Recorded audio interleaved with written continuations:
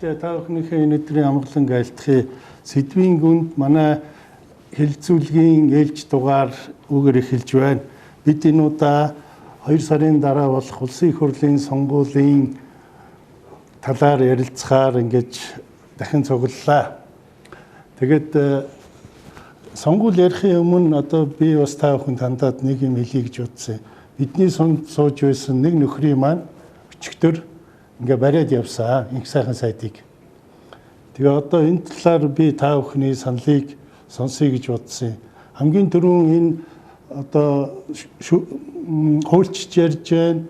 Энэ үндслэл бол одоо ямар ч хэрэг алгаа энэ баривчилсан үндслэл гэж байгаа юм. Тэгэхээр би энэ тал одоо Батулбаатараас эхлэе да энэ үндслийн талаар тэр баривчилсан үндслэл яг юу байсан юм? Яг үндэ ямар ч үндсэл байгаагүй.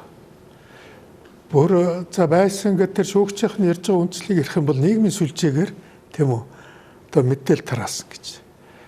Үнэндээ бол тэр чинь прокурорын шатанд хэрэг зангидагдаад шүүх рүү шилжчихсэн. Шүүх рүү шилжсэн учраас эхлээд бол шүүх хуралдаан нээлттэй ахуулахаас ахуулаад шүүхөөр нээлттэй явдаг. Шүүх нээлттэй үйл ажиллагаа шүү дээ. Тэгэхээр зэрэг тийм нээлттэй болсон үедээ бол энэ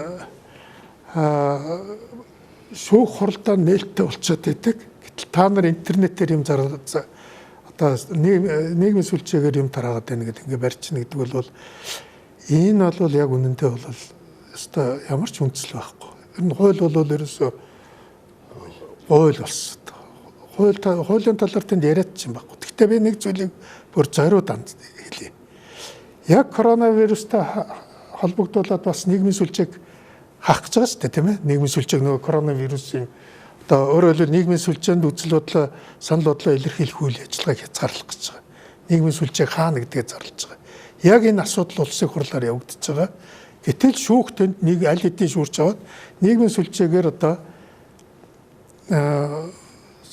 одоо янз бүрийн тараас уучраас гэдэг ингээд барь цагтаа орчиж шүү дээ. Энэ хоёр ч тий хитрхи идэвхтэй байгаа болохоос энэ хоёр ч давхцаад байна шүү дээ. Тэгэхээр зэрэг энэ бол хуулийн ямар ч үндэслэл байхгүй. Тий би үзэгчтэй хандаад энэ эрүүгийн хуулийн дээр одоо цагдсан орох таслан сэргийлэх арга хэмжээг ямар үед авдаг юм байна гэдгийг энэ хуулийн заалтыг уншиж өгчий гэж бодлоо. Тий. За шүүх дараах үндэслэлийн аль нэг нь байвал ялагдагчийг цагдсан орох шийдвэр гаргана. 1. Эрүүгийн хэрэг хэн шийдвэрлэх ажиллагаанаас оргон зайлахыг завдсан эсвэл оргон зайлсан гэж байна. 2-т нь шүүгч, прокурор, мөрдөгч, хохирогч, гэрч, шинжээч гэмт хэрэг хамтран үйлдсэн хүнийг дарамтлсан, сүрдүүлсэн, эсвэл тэдгээрийн болон өөрийн амь нас, эрүүл мэндэд аюул учруулах үндэслэл бүхий баримт мэдээлэл байгаа. За 3-т нь гэмт хэрэг үйлдэж болцсогүй талаар үндэслэл бүхий баримт мэдээлэл байгаа. Энэ заалтыг 20 оны 1 сарын 10-ны өдрийн хуулиар өөрчлөлт оруулсан гэж байна. За 4-р үндэслэл нь болохоор урд нь авсан таслан сэргийлэх арга хэмжээг зөрчсөн шүүх прокурорын мэдэгдэх хуудасаар дуудахад хүндэтгэн үзэх шалтгаангүй ирээгүй гэсэн ийм л 4 одоо үндэслэл байдгийн байна хүнийг баривчлах. Тэгээ одоо энэ дунд одоо яг аль нь байгаа юм шийдвэл одоо иргэн миний хувьд бол ойлгомжгүй байгаа юм. Ган бол та энэ тал дээр юу бодож байна? Гэхдээ бодоод байх юм байхгүй шүү дээ. Энд чинь бодох юм байхгүй. Зарим хэргийг улс төрийн даалгавраар улс төрийн үзэл санаа, улс төрийн ямар нэгэн зорилгоор хийж байгаа тохиолдолд хуулийн зүйл заалтанд нийцэх албагүй шүү дээ. Тэм учраас бол бид анх диалог гэдэг ийм нэрийн холбогдолтой сэдвийг өрнүүлж ярьж ирснийг одоо манай үзэгчид, манай жирийн иргэд маань сонсож анхаарсан байх. Одоо ямар ч сонссон хүмүүс нь анзаарсан байх гэж бодож байна. Өөрөөр хэлэх юм бол улс төр, хууль хоёр бол тэр болгон хоорондоо нийцдэггүй шүү дээ. Тэгэхээр улс төрийн ямар нэгэн одоо зорилго хаа нэгэн газраас өрнсөн байх юм бол тэр хууль хамаагүй. Ямар ч байсан хүнийг залхаан цээрлүүлэх, М.Энхсайхныг бол айлгах, хашраах, зовоох ийм л зорилго цаана харагдаад байна л гэдгийг л одоо хэлмээр байна. Би энэ гамболтой хэлсэн дээр уучлаарай. Би улс төрийн зорилго гэдэг дээр нэг зүйлийг тодруулах хэрэгтэй санагдаад явчлаа. 4 сарын 17-нд М.Энхсайхныг ярилцлага өгсөн мэт хэвлэл мэдээлэлтэй. 4 сарын 17-нд. Тэр ярилцлага дээр бүр ингэж ирсэн байна. Яагаад ч юм сэтгүүлч асуусан байна. Энхсайхн танаа намаас нэр дэвшгөө гэсэн чинь. Энхсайхн манай намаас нэр дэвшгүй. Юун тэр хүн ч одоо шүүх цагдаа гэдээ явж байгаа. Тэрийг бол нэр дэвшүүлэхгүй гэж байгаа. Өөрөөр одоо зөндөө гэмт хэрэгтэй гоо гэж. Би наадах чинь нэмээд нэг юм хэлчихье. Тэгээд би хэлэх гээд байна л тасаа. Өөрөөр хэлбэл М.Энхсайхныг бол шүүхийн нэр өмнөөс ярьж штэ тэнд. Шүүхийн нэр өмнөөс. Тэгэхээр тэр нэр дэвшүүлэхгүй би бол Энхсайхныг ингэж барьжсан явдал хэд хэдэн зорилготой. Яах гэж ингэж яах гэж хуулийг уландаа гэж барьсан. Хэд хэдэн зорилготой. Тэрний нэг зорилго нь энэ сонгуульд нэр дэвшүүлэх үйл ажиллагааг нь хязгаарлах гэж байна. Өөрөөр хэлбэл Энхсайхныг сонгуульд нэр дэвшихвээ гэж болгоомжилж цагтаа орж ил гэж би харж байгаа. Монгол улсын шүүх бол шудраг гэдэг бамбаа барьсан хамгийн худраггүй ийм баг бүрэлдэхүүн болчихжээ гэж би одоо өнөөдөр тэгж харж байна. Монгол улсын шүүх өнөөдөр үндэсний аюулгүй байдлын зөвлөлийн дохиураар ажиллаж байгаа. Тэгээд бүр тодтоод хэлэхэд Монголын эрхчлөө хүний эрхийн төлөө 90 оноос хойш одоо ухралтгүй тэмцэж явсан хүмүүсийг ингэж хянгартах гэж байгаа ийм л одоо арга барилаар ажиллаж байгаа гэж харж байгаа. Одоо Зандаа хуугийн Энхсайхнд өөрөө шүүхэд дуудагдах учиртай, өөрийнхөө шүүхэд өөрөө очих учиртай. Яагаад гэвэл өнөөдөр Твиттер жиргсэн байна. Батүлийг юу гэнэ МСС төлөврийн төлөөд тэгээд энэ чинь МСС гэдэг компани энийг гүтгчлээ тийм үү? Би тэр компанид одоо сайндаа биш. Би тэр компани заримдаа шүүмжлэлтэй ханддаг. Тэгэхээр зэрэг энэ хүн бол одоо төлөврөөр явдаг хүн болж хувирлаа. Тэрүүгээрээ шүүхэд дуудагдах учиртай. Тэрүүгээр нь Батүл тэр Зандаа хуугийн Энхсайхныг шүүхэд өгөх учиртай байхгүй. Тэгэхээр би одоо товчхондоо ерөөсөн өнөөдрийн шүүх хуулийн байгууллага хамгийн ходроггүй, хамгийн шудраг бас үйл ажиллагаатай өнөө хараа тус мус байдал нь улам байхгүй живдсэн. Нарийн дээр өнөөдөр улсын их хурлч гэж Монголд байхгүй. Зөвхөн Монголын төрийг атгаж идэг, шилбүрж идэг ганц газар үндэсний аюулгүй байдлын зөвлөл байхгүй. Тэр дотор дор тулгуурд нь ажиллаж исэн, дэмжиж ажиллаж исэн хүн Монгол улсын ерөнхийлөгчийн хамгийн газрын дарга байсан Зандаа хуугийн Энхсайхнд. Өнөөдөр ардчилсан намд очсон зөвлөх хийгээд тэгээ одоо энэ хүмүүсийг хэлмэгдүүлдийн зогсоо гэж ардсан мэдгдэл хийсэн байна лээ л дээ. Одоо ардын намынхан хэлмэгдүүлж байна. Үгүй хүмүүсийг толгой дараалан хянгартах байгаа хүн бол Зандаа хуугийн Энхсайхнд Монгол улсын ерөнхийлөгч хоёр гэж би харж байгаа. Би бол өнөөдөр Энхсайхныг өнөөдөр хорж байгаа асуудал өнгөө байхгүй. Энэ хэвлэл мэдээлэл чөлөөтэй. Хэвлэл мэдээллээр одоо шүүхэд хөндлөнгөөс оролцож шүүхийн одоо ажиллагаанд садаа болж байгаа. Яасан жоохон шүүх вэ? Хэвлэл мэдээллээс одоо хараат байдлаас айж байгаа бол энэ шүүх биш байхгүй. Тэгэхээр Монгол улсын шүүх бол өнөөдөр одоо хязгааргүй тийм шудраг ус өвөөгүй арга шинтэй. Тэгээ нэг шүүгч шүүгдэг бүх юм ин Болдбаатар гэдэг ерөнхий шүүгчл бүгдийг шийддэг. Ийм болцсон. Тийм учраас өнөөдөр бол зүгээр одоо тэр бол горьцсны гарц. Эрхчлөө хүний эрхийг дарамтлна гэж байгаа бол одоо ёстой илүү зан. Энийг бол би Монгол улсын ерөнхийлөгч тамгын газар дарга байсан Зандаа хуугийн Энхсайхнд хоёрт өнөөдөр бүр тодорхой хэлье гэж байна. Энийг харин бити нэвтрүүлгээс гасчиж үзээрэй. Энэ би заавал энийг хэлье. Хаан ч хэлнэ энийг бол. Яг энэ хүмүүс дотроос нэг сүүлийн үеийн туршлагатай хүний хувьд одоо би 2 удаа таслан сэргийлэх арга хэмжээ авахулж исэн 86 хоног цагдаа хоригдчихсэн. Тэгээд тийм хүн чинь ингээд зовлон туулаад бас тодорхой хэмжээгээр эрүүгийн хэрэг хэн шийдвэрлэх тухай хуулийн зүйл заалтууд холбогдох зүйл заалтуудыг бол маш их судалдаг. Тэгэхээр өчтөр Энхсайхн ерөнхий сайдыг цагдаа орж байгаа үндслэл бол эрүүгийн хэрэг хэн шийдвэрлэх тухай хуулийн таслан сэргийлэх одоо 14.9 гэдэг энэ дөрвөн зүйл заалтын аль нь ч байхгүй. Тэгэхээр бол энэ үйл ажиллагаа бол өчтөрийн одоо Сүхбаатар Сүхбаатар дүүргийн эрүүгийн хэргийн анхан шатны шүүхийн үйл ажиллагаа бол шууд Монгол улсын эрүүгийн одоо хэрэг хэн шийдвэрлэх тухай хуулийг зөрчснөөрөө шүүх өөрөө үндсэн хууль зөрчиж байгаа байхгүй. Тэгэхээр үндсэн хууль зөрчсөн энэ арга хэмжээг бол шууд дээд шатны одоо шүүхүүд нь шууд арга хэмжээ авах хэрэгтэй. Одоо дав заалтгчны шүүх юм уу эсвэл дээд шүүхээс энэ арга хэмжээнүүдийг аваад энэ үнийг бол нэн дээр суллах хэрэгтэй. Яг тэр дөрвөн зүйл заалт нь бол маш тодорхой ийм зүйл заалтууд үүдэг. Яг тэгвэл бид нарыг бол ингээд барьж хорчоод тэгээд маш олон удаа сунгаж ирсэн. Сунгах болгонд бид нар ингээд зүйл заалтуудыг үздэг. Тэгээд зүйл заалтууд нь маш ойлгомжгүй байсан. Сая 20 оны 1 сарын 10-нд дахиад тэрэн дээр нэмэлт өөрчлөлт хийсэн. Тийм учраас бол М.Энхсайхныг ерөнхий сайдыг ингээд хорж байгаа үндслэлийг бол би хувьдаа юу гэж бодож байна гэхээр өнөөдөр яг энэ нөгөө 20 оны сонгуульд бие дааж нэр дэвших хүмүүс мөрийн хөтөлбөрөө өгөх өдөр واخгүй. Одоо өнөөдрийн 24 цаг уу 00 цагаар дуусгар болж байгаа.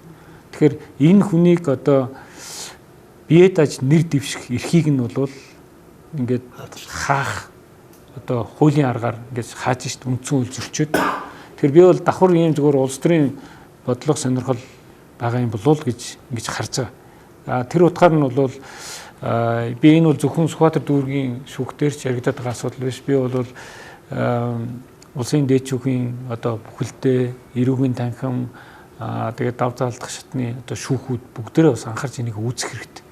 Яг гэвэл тухайн одоо шатны шүүгчийн буруу гаргасан шийдвэрүүдийг бол залруулах үүрэг нь бол дээд шатны шүүхүүд нь бол бага. Энэ бол явцаар байгаад бол үндсэн хуулийн асуудал болж хувирж байгаа байхгүй. Тэгэхээр хүний эрх, үндсэн хуулийн асуудал гэдэг ийм зүйлүүдийг бид нэр ярих хэрэгтэй.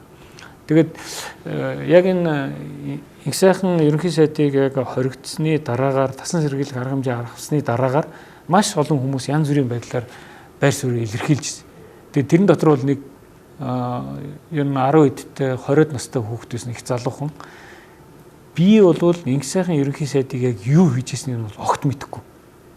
Тэрийг ингээ сайн муу гэж дүгнж чадахгүй. Яг тэгвэл тэр үед би төрөөгүй байсан гэж бичсэн байна. Гэхдээ энэ хүнийг тасан сэргийлж байгаа үндсэл нь бол үнэхээр хөгийн байна. Тэр хүүхэд бол дүп байна гэж бичсэн байна. Тийм учраас би энэ Free М.Энхсайхн гэдэг хаштагийг дэмжиж байна гэдээ өөрөө ярьслага өгсөн байгаа байхгүй. Одоо ингээд жижигхэн өөрийнхөө байр суурийг илэрхийлж. Тэгэхээр ардчлалын суур зарчимч өөрөө юу байхгүй. Би тантай санал нийлэхгүй гэж болно. Таны эсрэгч гэж болно. Гэхдээ таны үг хэлэх эрх чөлөөг би бол банк хүндэтгэнэ. Тэрний төлөө би тэмцэнэ. Энэ чинь ардчлалын суур зарчим шүү дээ. Одоо манайхан бол ингээд 90 оноос хойших зүйл хоёрыг бол маш нөгөө мэдхгүй учраас яг л байсан юм шиг хүлээж авдаг. 90 оны өмнө төр засгаа шүүмжлэх, Монгол зөвлөлтийн найрамдлын эсрэг үг хэлэх, Чингис хааныг магтах, капиталист улс зүрт төрлийг одоо төрийг дэмцэн үг хэлэх, рок попыг чөлөөтөө сонсох, тэрийг дагад дуурах бүгд хориот байсан байхгүй. Тэр үедээ шашин шүтгэж хориот байсан. 90 оноос хойш олд бол үзэл бодлоо чөлөөтөө илэрхийлэх. Одоо ингээд энэ үзэл бодлоо чөлөөтөө илэрхийлж байгааг эзэмшиж байгаа, эдэлж байгаа ард түмэн дандаа юм байсан гэж бодоод байгаа байхгүй.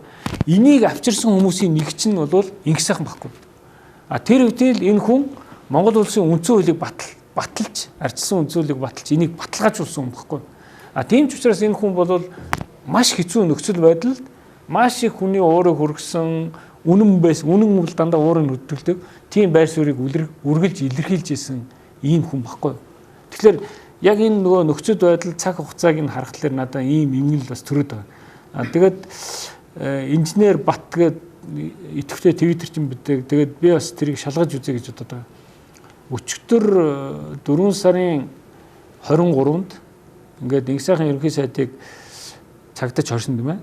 1998 оны 4 сарын 23-нд засгийн газар нь огцорсон юм бэл. Тэгээд яг тэрнээс нь 22 жилийн дараа яг тэр өдөр нь ингээд юмнууд ингээд тохиолдлоор ингээд таарад идэг юм уу? Эсвэл үнэхээр одоо бодод тооцоод ингээд идэг юм уу? Би бас ингээд нюансыг тэгээд яг ингээд 24-нд бие даагч нарын өргөдлөө өгж дуусах өдрийнх нь өмнө тэр боломжийг хаасан маягаар ийм арга хэмжээнд аваад байгааг нь бол үнэхээр ойлгохгүй. Би тэр мэрэгчлээ яг хуульч хүнээс шүүхийн хүнээс сайн давуулж асуулаа л да. энэ шүүгч чинь одоо ингээд шийдвэр гаргахдаа ямар одоо тангараг мангараг байд юм уу? Эмчин одоо хүний эрүүл мэндийг одоо ангаахта тангараг өргөдөгтэй адилхан шүүхийн тангараг байд юм уу гэж байна гинэ. Хууль зөрчихгүй, хүний их зөрчихгүй ийм агуулгатай тангараг байдаг. Тэгээд асуудлыг шийдэхдээ үндсэн хууль болоод бусад хуулиуд нь захирагдаж хийдэг гэдэг байгаа байхгүй. Тэгтэл энэ дотор сая баяр цогтой хэлсэн тэр үндслэл М.Энхсайхныг өнөөдөр барьж хорж байгаа үндслэл нэг ч үг үсэг байхгүй учраас шүүх өөрөө хуулиа зөрчөөд шүүх биш гэдгээ ингээд нотлоод харуулад байгаа нь Монголын хамгийн эмгэнэл. Энэ эмгэнэл дүр зураг юунаас болоод байна гэхээр зэрэг манайд өнөөдөр улс төрд ноёлж байгаа үзэл нь тэр чигээрэн коммунист үзэл, тэр чигээрэн зүүнний улаан үзэл байгаа байхгүй. Өөр өрсөлдөх барууны үзлийг бүр ингээд нядлаад дарчдаг. Уул нь баруун зүүн, баруун төвтэй үзэл, зүүнний үзэл ингээд өрсөлдөөд гараад ирвэл бид нар уул нь одоо 90 оны ажил үүс ингээд жамсоор явах хэрэгтэй юм л гэж би хараад байгаа. Тэгэхээр энийг жадлан байхгүй болгож цаашдаа дарангуйл тогтох мөрөөдөл давтаж байгаа бол тэрэн шиг одоо хөрсгүй тэрэн шиг онгойтой юм байхгүй. Зүгээр одоо өнөөдөр миний нөхдөд одоо бүгд л одоо ялын ширээний ард дуудагдаад байгаа хүмүүс л дээ. Тэгэхээр би бол хэн нэгэн эрх тархтны асуудлыг биш. Энд хүн байгаа. Хүн байгаа учраас хүний эрх нь зөв шийдэгддэг, хүний эрх хамгаалагддаг. Эрхчлөө байнга үргэлж дархлаатай байдаг. Тийм үндсийг шаардаад байгаа учраас би эдний дунд суугаад яриад байгаа юм л та. Тэгэхээр өнөөдөр энэ шүүх гэдэг бол бүр дампуу болсон. Энэ дээр би нэг үзэгчтэй энэ үндсэн хуулийн нэг хоёр заалтыг энэ дээр би нэг товч уншаад өгч гэж бодлоо. Энэ одоо иргэний одоо 13 дугаар эрх нь юм байна. Иргэн халдшгүй чөлөөтэй байх хэрэгтэй. Хуульд заасан үндэслэл журмаас гадуур баривчлах, хорих, мөрдөн мөшгөх эрх чөлөөг нь хязгаарлахыг хоригдлоно гэж байгаа юм. За 14 дугаар эрх нь ямар байна гэж. Монгол улсын хууль олон улсын гэрийн заасан эрх чөлөө нь зөрчигдсөн гэж үзвэл за ингээд нэг хэдэн өгүүлбэр явж байгаад өөрийгөө өмгөөлөх Монгол хүн эрхтэй. Тэ шудраг шүүхээр шүүлгэх ийм эрхтэй. Үндсэн хуульд ийм юм байна. Тэгээд тэр хүн одоо өөрийгөө өмгөөлж Твиттерт одоо нэг 2-3 жиргээ хийсэн байх. Тэрний хөдлөө одоо ингээд үндсэн хуулиа зөрчүүлээд ингээд баригдаад явсан. Ийм байна да. Тэгэхээр та түрүүнийг энэ Болдоотор гэж шүүгчийн тухай нэг та ямар мэдээлэл хэллээ?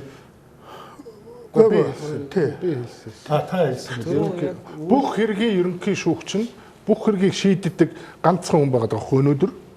Гэхдээ хаанаас ирсэн шүүгч гэлээ? Тэр мэдэхгүй Зандаа хуугийн колд гэж нөхөрийн Томисын шүүгч юм лээ.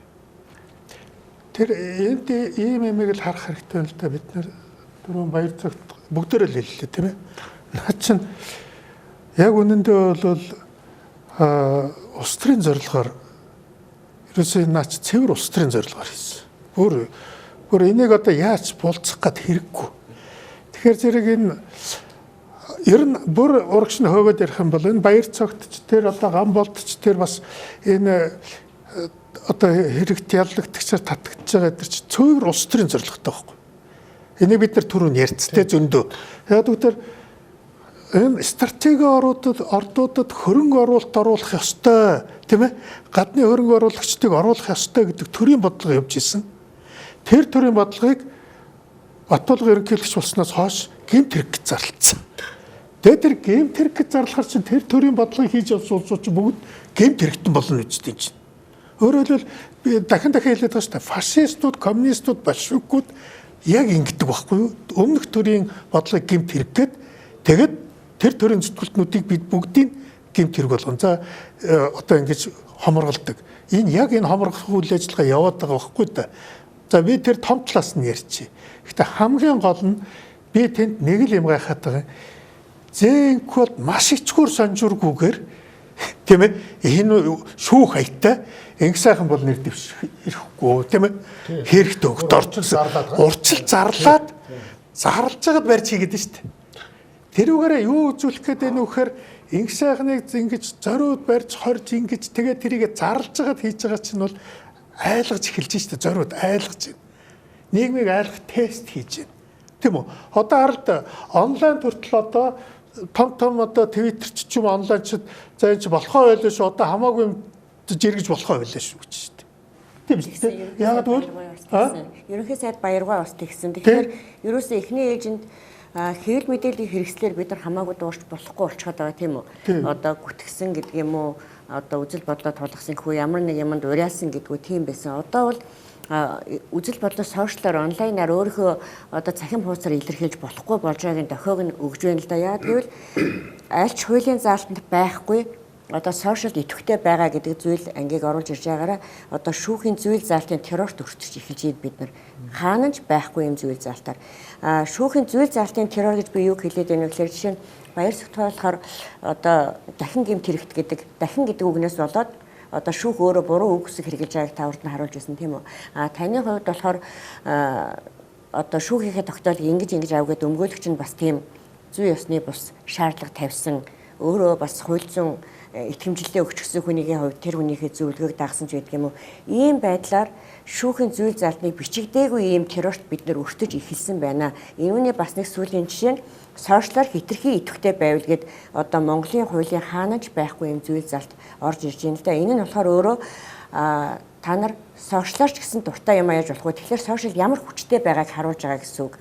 Одоо өчигдөр жишээ нь ерөнхий сайд байсан баяргаа одоо ер нь хамаагүй жиргэж болох юм уу да гэж эхэлдэг ч юм уу. Энэ нь өөрөө урд нь бид нартай үзэл бодлоо илэрхийлээд хийж байсан ажил хийх гэж байгаа зорилго энэ талаараа санал бодлоо хуваалцдаг байсан бол энэ эрхийг нь бас хааж боож эхэлж байна гэсэн үг. Дээрээс нь энэ талаар ерөнхийлөгчийн тамгын газрын дарга байсан хүн үндэсний аюулгүй байдлын зөвлөлийн хуралд ордог байсан Зандаа хөгийн энх бол гэдэг хүн урьдчилж мэдээлэл хийгээд одоо ямар нэгэн байдлаар анхааруулга өгж эхэлж байна гэдэг нь бас бидний маш том эрхэнд халдаж эхэлж байна л гэсэн үг болж байна л да. Тэгэхээр энэ асуудлыг бид нар орхиж болохгүй. Энэ талаар юу хийвэл зохимжтой гэж та бүхэн үзэж байна. Хэлээд байгаа зүйл дээр бүр их тодорхойлох. Одоо нэг нөхцөл байдал юм байж байгаа.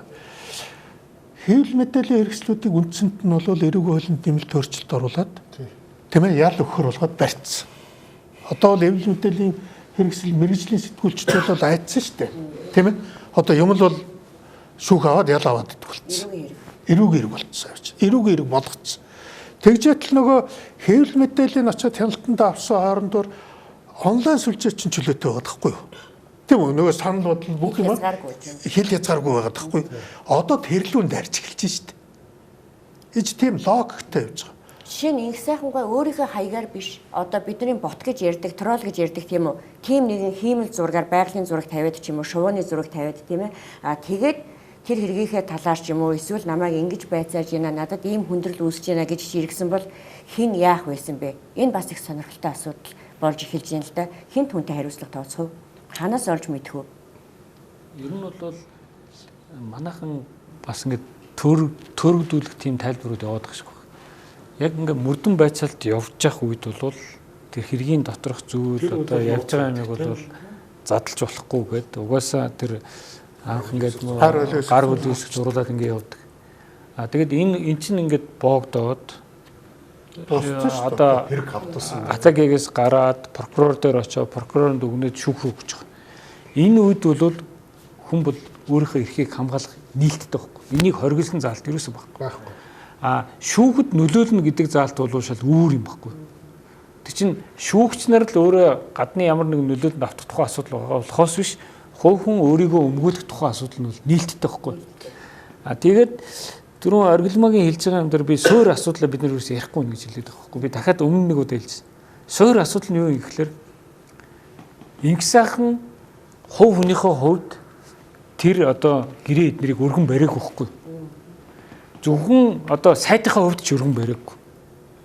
Тэр шийдвэрийг эхлээд улсын хурл гаргаж байгаа байхгүй. Та нар энэ 5-7 ордыг хөдөлгөх төсөл хөтөлбөр гэрээ хийгээд улсын хурл танилцуулаа гэж засгийн газарт үүрэг өгч байгаа байхгүй. Засгийн газар нь тодорхой сайттай үүрэг өгөөд нөгөө сайт нь бэлдэж байгаа засгийн газартаа танилцуулаад засгийн газар нь дэмжсэний дараагаар улсын хурлд өргөн барьж байгаа байхгүй. Тэгэхээр институцийн хувьд энэ их хурлын шийдвэр. Эргээд улсын хурлд өргөн барина гэдэг нь засгийн газрын шийдвэр. Хувь хүний шийдвэр биш байхгүй. Тэгэхээр энэ асуудлуудын төлөө энийг гүйцэтгсэн нэг хүнийг барьж аваад онцлоод буруудгаад ингээд шүүгээд байгаа нь бол би өөр улс төр гэж хэлээд байхгүй. Улс төр. Өгөхтэй бол яах ёстой юм гэхээр энийг буруу байна гэж харж байгаа бол тухайн шийдвэр одоо даалгавар өгсөн улсын их хурлын шийдвэр үндсэн хуульд нийцэж гин үгүй юу гэдгийг үндсэн хуулийн цэц шийдэх ёстой. Дараа нь энэ бэлэн болсон гэрээгээ улсын их хурлд өргөн барья гэсэн засгийн газрын хуралдааны протокол шийдвэрүүдийг үзээд энэ засгийн газрын шийдвэр үндсэн хуулинд нийцэж гин үгүй юу гэдгийг үзэх ёстой байхгүй. Энийний дараагаар эдгээр нь бүгдээрээ үндсэн хуулиндаа нийцчихвэл тэнд ямар ч гэмт хэргийн тухай ойлголт байхгүй байхгүй. Яг тэгвэл хувь хүний асуудал юу ч биш байхгүй. Институт засгийн газрынхаа хувьд, институт улсын их хурлынхаа хувьд шийдсэн юм дээр нэг хүнийг онцолж аваад шийдгээд байгаа энэ систем өөрөө буруу. Ингэхийн бол одоо өмнө нь ажил хийсэн хүмүүс ч тэр битэл одоо улсын их хурл сууж байгаа гишүүд, одоо засгийн газарт ажиллаж байгаа бүх сайд нар ямар нэгэн хамтын шийдвэрийнхаа төлөө дахиад эргэн гэмт хэрэгтнүүд болоод суугаад цав. Өчигдөр М.Энхсайхныг даргаыг хорсон гэдгээс гадна ерөнхий сайд 5-7 майнинг компанийг татан буулгах чиглэл өгсөн. 5-7 майнингийг гэдэг тэр компанийг үүсгэн байгуулах, энэ компанийг байгуул гэдэг үүрэг яаж ирсэн бэ? Засгийн газрын тогтоолоор ирсэн. Тийм үү? Энэ нь өөрөө одоо тэр Эрдэнэс 5-7 компаниас одоо тодорхой хамгийн их баялагтай зүүн цанхын уурхайг ингэж ажилуул гэдэг нэг лицензтэй ингэж өгчихсөн л дөө. Тэгээд яг одоо сонгуулийн өмнөхөө санхүүжилт босгохоо болсон чинь тэр 5-7 майнинг гэдэг компани татан буулга гэдэг ам чиглэл өгсөн байгаа засгийн газрын хуралдаан дээр. Уул уурхайн сайд нь аль хэдийн дээр засгийн газрынхаа тогтоолын дагуу компани байгуулсан Наранхүү гэдэг хүн үйл ажиллагааг нь эрхлээд одоо тэр талаараа гадаадын IPO сонирхож байгаа тэр хөрөнгө оруулах гэж байгаа сонирхож байгаа хэсэгт тайлбар хийгээд эхэлчихсэн. Ингээд үйл ажиллагаа явж байсан чинь зогсоо гэсэн шийдвэр өгсөн. Тэгсэн чинь М.Энхсайхныг даргаад бас 5-7 холбоотой бас ийм асуудалтаар орчихсон юм л да. Тэгэхээр энэ бүхний араас энэ ерөөсөө нэг парадокс болоод үргэлжлээд байна гэж би хэлэх гээд байна л да. Засгийн газрын тогтоолыг улсын их хурлын тогтоол нь засгийн газартаа шийдвэр өгөөд засгийн газрынхаа тогтоолыг биелүүлээд явж исэн. Одоо М.Энхсайхныг дараа явах дараагийн сайд нь сумын газар бололтой. Өнөөдөр тэр хүн засгийн газрын тогтоолыг биелүүлж байгуулсан компани одоо би яаж татан буулгах юм болоо? Татан буулгамааргүй байна. Энэ зорьсон хүрээндээ хүрээгүй байна. Боловсрол үйлдвэрүүдээ дэмжээгүй байна гэдэг ийм нөхцөл байдалд оршоод байна л да. Тэгэхээр одоо бид нар юунд хариулт өнөөдөр өгөх гэж байна вэ гэхлээр засгийн газрын тогтоолыг дээрээ байгаа тийм ээ засгийн газрын тогтоолыг түүний дээдлэл байгаа улсын их хурлын тогтоол шийдвэрийг хуулийг түүний бүр дээдлэх юм бол үндэсний аюулгүй зөвлөлийн шийдвэрийг биелүүлж байгаа улс төрчид ямар гэмзэм хүлээх юм ямар нэгэн алдаа байвлахын тухай яг танихтай ижил асуудлыг би яриад байна л да. Тэгэхээр ийм нэг парадоксд цэг тавих цаг болсон байна. Аль хуульд нь эхэлж өөрчлөлт оруулах хэрэгтэй. Үгүй одоо бол өстэй ерөөсөө энэ нийт ард түмэд нэг юм ойлгох цаг болчиход байгаа. Тийм ч учраас одоо энэ диалог гэж юм ард түмэнд ойлгох цаг болж байгаа. Сонгогчд ард түмэн тий энэ 30-аад оны хэлмэгдүүлэлт ингэж болсон түүхтэй. Ингэж төм гэдэг хүнийг буруутгахын тулд тэр хүний зүгээр л ороод гарсан айлын хүмүүс тийм үү? Тэр хүний явсан нутгаар явсан хүмүүс, тэр хүнийг таньдаг хүмүүсийг бүгдийг номорголж барьж авчиад гэмт хэрэгтэн болгоцсон. Тэгэхээр гэмт хэрэгтэй. Одоо шинэ тэр төм гэдэг хүн одоо тэр үед сайд байсан хүн мөн үү? Одоо бэндэр нутгаар яваад лан ав хийгээд тийм үү? Одоо ингээд хинтээ нутгаар дээр явдаг гэсэн л тэр орсон айл, уулцсан хүн бүхнийг гэмт хэрэгтэн болгоод авсан. За ингээд гэмт хэрэгтэн болгоод авангуудаа за гэрчгэд дуудаж авчирчаад бүгдийг гэмт хэрэгт хар гэрт тариад байгаа шүү дээ. Тэгээд яасан гэхээр зэрэг за одоо амь настай нэрэд эхэлсэн. Тэгээ хүн чинь нөгөө амиа аврах гээд гэмт хэрэгтэн болонгууд нөгөө өөрийгөө авч гарах гээд тэгээд нөгөө хүмүүсийнхээ эсрэг мэдүүлэг өгч гин зэмгүй хүмүүсийн эсрэг мэдүүлэг өгөхгүй юу. Энэ бол манай хуулийн практикт бий болсон аюултай зүйл байхгүй юу. Хин нэгнийг буруутгахын тулд гэмгүй байх улсуудыг хам хэрэгт одоо бүлэг хэрэг татаад нөгөөдөл нь эргээд одоо буруу зүрх одоо юу гэдэг нөгөө зорилготой мэдүүлэг өгдөг. Жишээ нь бол ийм зүйлийг хийж байгаа. Одоо жишээ нь юу гэдэг одоо гам бол баяр цагт өдргээл ингээд энэ зориуд бүлэг хэрэг болгоод байгаа. Энэ чинь хэн нэгнийг буруутгах гээд хэн нэгнийг мөн үү? Тэр үйл ажиллагаанд орж ирсэн бүх хүмүүсийг гэмт хэрэгтэн болгоод татахгүй. Тэрний хамгийн тод жишээ нь М.Энхсайхныг болчиход яваад байхгүй. Жишээ над дээр та нар боддоо одоо над дээр террор мөнгө угаах хэрэгээр нэг удаач байцаалтаа өгөө. Нэг удаач асуугаагүй ерөөсөн. Нэг мэдсэн чинь намайг терроризм гэмт мөнгө угаах хэрэгээр намайг яллаад ордоггүй чи ядахта байцааж болно гэж. Чи энэ гүйлгээ хийсэн мөнгийг одоо та хууль ёсны гэж мэдсэн үү, мэдээгүй гэдээ асуух хэрэгтэй байхгүй юу? Тэр чинь хуулиар тийм байхгүй асуух хэрэгтэй. Огт байцаа би мэдээгүйчээс орж ирээд шүүхтэр очихдоо би терроризмтэй дэмжих хуулиар яллагдчих болоод ороод ирдэг шүү дээ. Гинтгүй. Гэхдээ хамгийн бүр би тэнд хараад нэг юм бүр гайхаж цочирдсан. Бид энэ ардчилсан үндсэн хуулийн дээрээ хэн нэг юм тэрийг төрөл төрөст нь ялцааж болохгүй гэж хатуу заасан байхгүй. Энд чи яг нөгөө 30-аад оны эмгэнэлт явуулах байхгүй тийм. Аавын төлөө хүүгийн тийм үү? Хүүгийн төлөө дүүгийн ингээд төрөл төрөстөөр нь хэлмэгдүүлсэн байхгүй. Тэгэхээр бид нар чи үндсэн хуулиндаа бид нар яг энэ өөрчлөлтийг оруулаад бүр зориуд тэгсэн байхгүй. Тэгэхээр зэрэг одоо жишээ нь тэр терроризм зүйл ангаар аав хоёрыг яллаад ороод ирж байгаа. Жишээ нь чулуудаа бол ямар ч төрийн алба хийж үзэг үү тэр төр мөрийн шийдвэр мэдвэрт ямар ч пад байхгүй тийм үү. Гэтэ таны хэрэгжүүлж байгаа төслийг чулуудаа хэрэгжүүлэхэд оролцсон уу? Үгүй тэр би өөрөөр хэлбэл чулуудад ямар ч хамаагүй тэр гранд лайны асуудал гэдэг нь тусдаа асуудал байхгүй бүр шал тусдаа асуудал. Тэрүүгээр би одоо би яг нөгөө М.Энхсайхныг таарж ирээд байхад тэрүүгээр тодруулж ярихгүй шүү дээ. Терроризм мөнгө угаахтаа гэмт хэрэг гэдэг зүйлдээ тэр бол зөвхөн төрийн албан тушаалтанд толбогдох асуудал. Гэмт хэрэг гэснээс шүү дээ. Одоо энэ сошиал ертөнцөөр ч юм уу хэвлэл мэдээлэлээр ингээд шүүхийн үйл явцад садаа боллоо гэд энэ хуулинд байхгүй байна гэж баяр зүгтээ хэлдэг. Төрөүний мэрэгжлийн хүнээс асуух гэж тийм байсан. Энэ өөрөө гэмт хэрэг мөн үү? Хуулийн. Тий. Энэ өөрөө гэмт хэрэг мөн үү тамир та нар хэлдэ. Одоо хууль мэдэж байгаа байцаалж байгаа юм. Оох байхгүй юм аа. Хүнийг одоо шүүх өөрөө шийдвэр энэ шүүхийн хийж байгаа гэмт хэрэг мөн үү? Үгүй гэмт хэрэгээр барахуудаа энэ гэмт хэрэг мөн үү гэдэг юм. Тэгэхээр би яагаад энийг та нарын дунд асууж байгаа гэхээр өөрөөсөөр хариулах байх. Зүгээр би өнөөдөр энэ шүү Монголын төрд нь гэмт хэрэгтэнгүү шүглчгээд гим зэмгүй хүмүүсийг өөрсдийнхөө өмнөөс малин дижэн гэж хараад байгаа байхгүй юу? Өнөө өөрийн бурууг бусд руу бүүж өрөөлийн гавьяаг хөндлөсөн бөөлөө гэдэг 13 дугаар зуун Чингис хаан хэлсэн байна л дээ. Тэгэхээр ингээд өөрийнхөө бурууг зайлуулахын тулд тэгээ бусдын гавьяаг нулимдаг ийм юм чи гэмт хэрэг үстэй. Би тэгээ Баабар хэлсэн тэрсэн галзуу юмнууд ингэ байж хахад төрд байж хахад гэж ярьдагтай адилхан. Галзуудаар нэмээд гэмт хэрэгтнүүд нь өдөр төрд очичоод тэгээд сайн үйл террор гэдэг чинь таны яриад байгаа зүйл байхгүй юу?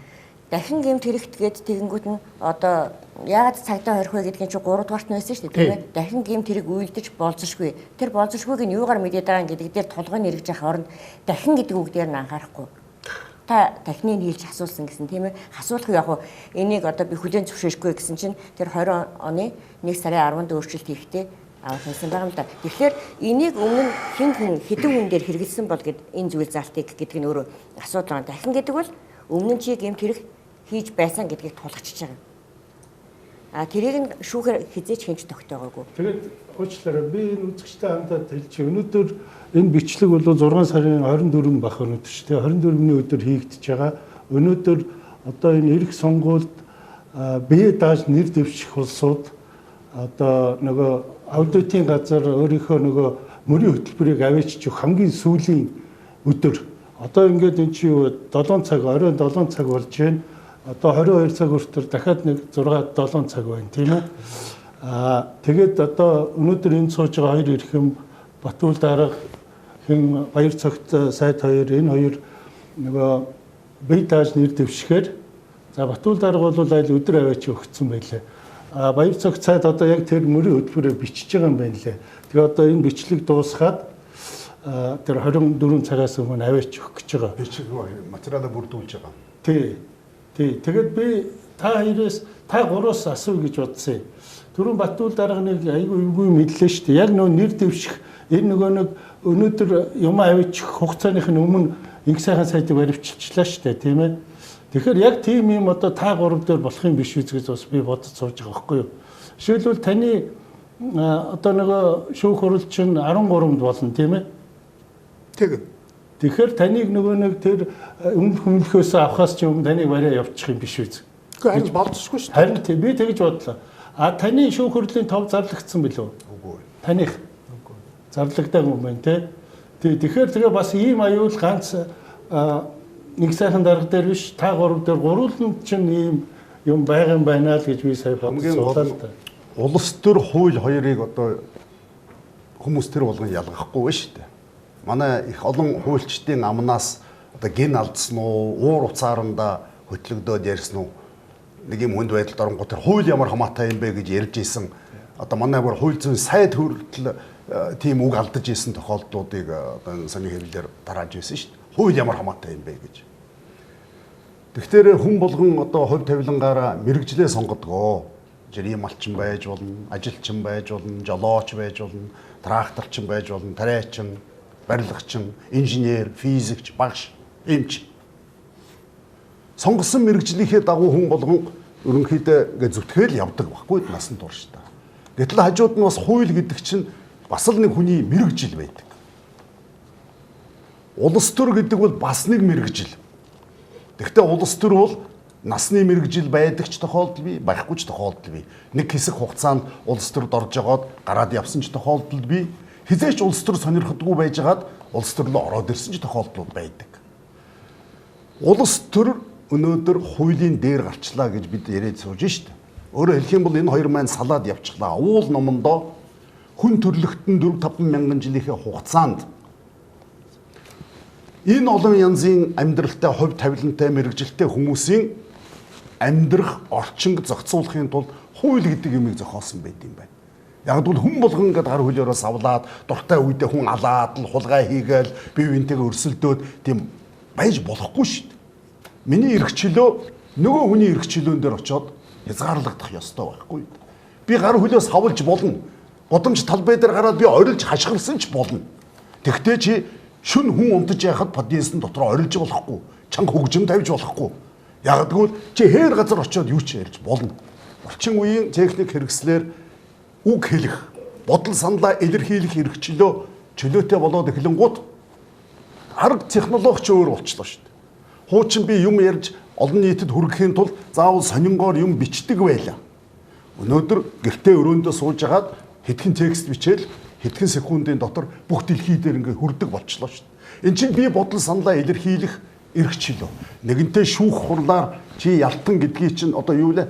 Буруутай, гэмт итгээд чи хууль зөрчсөн гэдэг чинь нотлогдоогүй бол чи бусад иргэдтэй адил бүх эрхээ эдлээд явах ёстой байхгүй юу? Тодорхой хугацаанд, тодорхой болзолтой үед зарим нэгэн эрх чөлөөгийг чинь хязгаарладаг. Одоо шүүхийн мөрдөн байцаалтын ажиллагаа явж байгаа үед. Өнөөдөр энэ бүгдийг чинь зөрчиж яана гэж яриад байна. Магадгүй энэ улс төрчид өөрсөнтэй холбоотой юм ярьж яана гэж жирийн хүмүүс гайхчихж магадгүй. Том улс төр гэдэг чинь бүх дэлхийн улс орнуудыг хоёр хуваачтай юм байна. Нэг нь дарангуйллын цөөн хүмүүсийн үзэл бодолд харанхуй сохроор хөтлөгддөг дарангуйлагч дэглэмтэй улс орн. Одоо фашизм, коммунизм, бусад одоо улсууд байна. Ямар ч хүн өнөөдөр улс төр сонирхдаггүй ч гэсэн чи хойд солонгост очиж амьдрах уу гэж асуувал үгүй л гэж хэлнэ шүү дээ. Хамгийн муухай улс Америк гэж ярьдаг мөртлөө би ямар ч байсан хүүхдээ Америкт явуулмаар байна. Нэг удаа ч гэсэн үзмээрээ байна гэж ярьдаг үст. Тэгэхээр өнөөдөр дэлхий дээр олон туйл байна. Фашизмыг бид бүгдээрээ жигшдэг. Өөрсдийнхөө 70-80 жил амьдраад ирсэн зөвлөлтийн систем, Монголын коммунизмын дэглэмийг бид өнөөдөр санал нэгтэйгээр жигшээд татгалцсан шүү дээ 30 жилийн өмнө. Гэтэл тэр нийгэм дотор амьдраад сурцсан өөр аргаар сэтгэж амьдрч чадахгүй хүмүүс чинь дандаа санагалцд юм байна. Тийм учраас өнөөдөр улс төрийн дотор үл мэдэгдэх айгүй зугуухан аргаар нэг нэртэй нөлөөтэй хүмүүсийг ийм аргаар хилмигдүүлж байж эцэст нь маргаашнаас жирийн жолооч, жирийн барилгачин, жирийн эмч, жирийн багш нарыг барьж эхэлдэг юм аа. Тийм учраас энэ чинь олон мянган жилийн улс төрийн хөгжлийн түүхэн дотор чи улс төр сонирхохгүй байж болно. Аялах дорой хэзээ нэгэн цагт улс төр чамайг сонирхоод эхлэн шүү. Өнөөдөр ингээд ядуурл их байна. Өвчин зовлон их байна. Хүмүүс чинь орон сууцсан авч чадахгүй байна. Амьдралаа сайжруулж чадахгүй байна гэж ярьж байна. Энэ чинь улс төр шүү дээ. Бид нар гоё юм амлж, наадам хийж зохион байгуулж хүмүүст бэлэн мөнгө тарааж сонгогдож гарч ирснийхаа дараагаар улс орныг хөгжүүлэхийн оронд улс оронд одоо уул уурхай баялгаа бий болгож байгаа юмны оронд энэ болохгүй, тэр болохгүй, энэ болохгүй гэсээр байгаад улс орны чинь хойшин татаад байна шүү. Энэ чинь улс төр. Энэ улс төрийг иргэн болгон сонирхохгүй зөвхөн тэр сонгуулийн 2 сарын дотор өгсөн мөнгөнд нь хууртагдаад, тараасан бэлгэнд нь хууртагдаад буруу сонголтоо хийгээд байх юм бол ийм улс төр болд юм а гэдгийг л хэлэх гээд байна шүү дээ. Тийм учраас өнөөдөр Энхсайхан гэдэг чинь бид нар хэнгэрэг дэлдээд байна. Сонсооч ээ гэж хэлээд байна. 90 оны үед 30 жилийн өмнө хонхны дуугаар сэрээч ээ гэж бид нар ард түмэндээ зарлж байсан удаатай. Ихэнх хүмүүс чинь өөрийнхөө өдөр тутмынхаа амьдралдаа түүртээд хүүхэд, амьдрал, ар гэр, цалин, ажил энэ юмдаа түүртээд том улс төрөө мэддэггүй юм байна. Тийм учраас өнөөдөр дахиад нэг ийм дөкшүүртэй цаг болоод ирлээ. Хэнгэрэг дэлдээд байна, хонх дугараад байна, сэрээч, хараач. Энхсайхан бидний хамаатан биш байж болно. Зүгээр улс төрийн ирэхээр бид нар бие бинийгаа мэддэг учраас л яриад байна. А гэхдээ өнөөдөр бид нар дугуй суугаад эвлэрээд үлдэх юм бол маргааш яг 30 оных шиг 70-80 жил явсан зөвлөлт толгойд улс чинь өнөөдөр хаана байна? Ийм болох аюул нүүрлээд байна гэдгийг л иргэддээ ойлгуулах гал ингээ бухимдаад бид нар яриа суугаад байна шүү дээ. Тэрнээс биш өөрийгөө хамгаалах гэсэн, өөрсдөө нэг тайлбарлах гэсэн да биш ээ. Хамгийн гол нь ямар ч үндэслэлгүйгээр зүгээр би өөрийнхөө дургуй өрсөлдөгчийгөө төрийн эрх мэдлийг ашиглаж хязгаарлах гэдэг шүү дээ. Дээдс нь ингээд эхлэх юм бол дооц нь гүйдлээ олохгүй шүү дээ. Тийм учраас өнөөдрийн тэр зам, харгуй, эмнэлэг дутчаан, боловсрал дутуу байна, ядуу иргэд байна гэдэг чинь эцсийн дүндээ иргэд өөрснөө нийгмийн идэвхтэй байр суурин дээр очоогүй. Улс төрийг сонирхоогүй. Унших ёстой хуулиа уншаагүй цээжлээгүйгээс болоод харанхуй хүмүүсийг ашиглаж ард түмний нэрийг барьж зарим нэгэн одоо тийм явцуу улс төрчид Монгол улсыг буруу зам руу залах гээд байна л гэдгийг хэлэх гээд байна шүү. Зарим оронд ингэж юм л да одоо ингээд гэмзэн багтаа одоо яллагдж байгаа хүмүүсийг шоронгоос чөлөөлж байна өнөөдөр яг өнөөдөр ягаад тэгж нэг хронотой холбогдоод тэгж байна л да. Тэгэхээр тэр чин тэр хүний амьд байх, тэр хүний цаашаа амьдрах эрхийг хамгаалж байна л да. Тэр манайх үнэхээр эрх чөлөөг одоо өмөрдөг хамгаалдаг, хүний эрхийг дээдэлдэг тийм орчин одоо бүрдэж амжаагүй гэдгийг энэгээр нотлогдоод байгаа байхгүй юу? Гим зэмтэй шүүхээр тогтоогдоогүй, батлагдаагүй байхад тэгээд хамгийн нэгзэгтэй үед энэ хүний хорин Энхсайхан ч хэнийг ч хорих уулна жоохон хоош татах хэрэгтэй байхгүй хүний эрхийн үүднээсээ. Тийм би саяхан яагаад хэлж байгаа гэвэл энэ улс орнуудын хүний эрхийг хамгаалж байгаа жишгийг хараасаа гэж. Нөгөө талаар эрх чөлөө хүний эрхийг дээдэлдэг нийгэм хэрвээ баталгаатай дархлаатай бай гэвэл төр гэдэг бол 3 хол юм хийх ёстой юм билээ л. Тэрний юу гэвэл хүний эрхийг хамгаалдаг, харгислал хүчирхийллээс өмөрдөг цагдаа тэгээд үнэн зөв эсхийн, буруу зөв эсхийн баттай ноттой баталдаг ийм хараат ус шүүх. Тэгээ улс орноо гадны болоо дотны буруу авираас хамгаалдаг, батлаа хамгаалах ийм л 3 чиглэлээр одоо эрхчлөөт нийгэм ажиллах учиртай юм байна. Зүгээр одоо эрхчлөөт нийгмийг харахад жишээлбэл одоо урдлын төрийн улбаагаан дандаа дайсан санаж бүх одоо хийжээс үйлсийг харлуулдаг ийм гай манайд нүүрлж байна. Обама ерөнхийлөгч чинь саяхан Трампыг гэр бүлтэй гэртээ орилоо л да. Энэ орон дэлхийд яргарсан телевизээр. Энэ бол зүгээр л хүний ёсоо байхгүй. Улс төрд өрсөлдөхдөө яаж одоо манайхтай л адилхан тэр ороо усгаа булангараа цацдаг юм байл л яриа хөрөнд. Гэхдээ өнөөдөр Трампыг популист гэнүү хинч гэнүү Трамп хэн байх нь падгүйгээр тэр Америкийн нэгдсэн улс гэдгийг эрхэн нэгт байна да. Тэгээ тэр улс үндэстнийхээ иргэн бүрний хувь хүн болгоны эрх ашигын төлөө хоёр ерөнхийлөгч нөгөө ажлаа өгсөн ерөнхийлөгч гэртээ орж цайлж байгаа байхгүй. Тим юм зурагтаар гарсан. Тэгэхээр би энийг яах гэж хэлж байгаа нөхөр манай энэ цөөхөн монголчууд харин эсэргээрээ бүр гадна тодны одоо хордлого явуулганд автаад ингээ биенийг үгүй эсгэх, би энийг бүр үгүй хийх. Тэгээд нөгөө хар хавц нэгэд эхлээд байна л да. Тэгээ энийг одоо зогсоодог тийм цаг өнөөдөр ирж байгаа. Ялангуяа сонгууль ойртож байна. Тэгээд энэ улс төрд байгаа хүмүүс нэг жоохон энэ толгой доторх дортгоо арилгах хэрэгтэй болцсон цаг. Ялангуяа эрх чөлөө хүний эрхийг дээдэлж гэж би тэгж одоо хэлэх хэрэгтэй байна. засгийн газар бол төр бол ямар ч шийдвэр гаргаж болдог. Жишээлбэл бид нар 70 гаруй жил социализм, коммунизмын төлөө явлаа. Буруу гэдэг дүгнэлтийг бид хийцэн шүү дээ 90 оны хувьсгалаар. Одоо цаашд коммунизм гэж байхгүй. Яг гой сонсогддог сайхан байсан байх. Бид бүгдээрээ энэ үеийнхэн бол тэр нийгмийн чинь төлөө бас л ажиллаж зүтгэж явсан. Коммунизм байгуулахын төлөө итгээд явж ирсэн. Тэгэхдээ гэмт хэрэг байсан гэж бид дүгнээгүй шүү дээ. Хууль бусаараа хүн алсан нь буруу. Буруу шүүжсэн нь буруу гэсэн болохоос биш. Гэмт хэрэг гэж бид нар коммунизм байгуулах зорилго өөрөө гэмт хэрэг биш байхгүй. Яг л чи коммунист байж болно зарим хүн. Тэр байтхан коммунист нам гээд бүх дэлхийд байна. Манай хоёр хөршид байж байна. Одоо Зюганов тэргүүтэй коммунист нам байна. Хятадын коммунист нам байна. Энэ өөрөө гэмт хэрэг биш. Энэ үзэл санаа. Энэ зөв үү буруу юу энэгүй маргаж болно. Тийм учраас 70 жилийн туршид өмчийг нийгэмчлэхийн төлөө явжээ. Зөв буруу арга нь хамаагүй.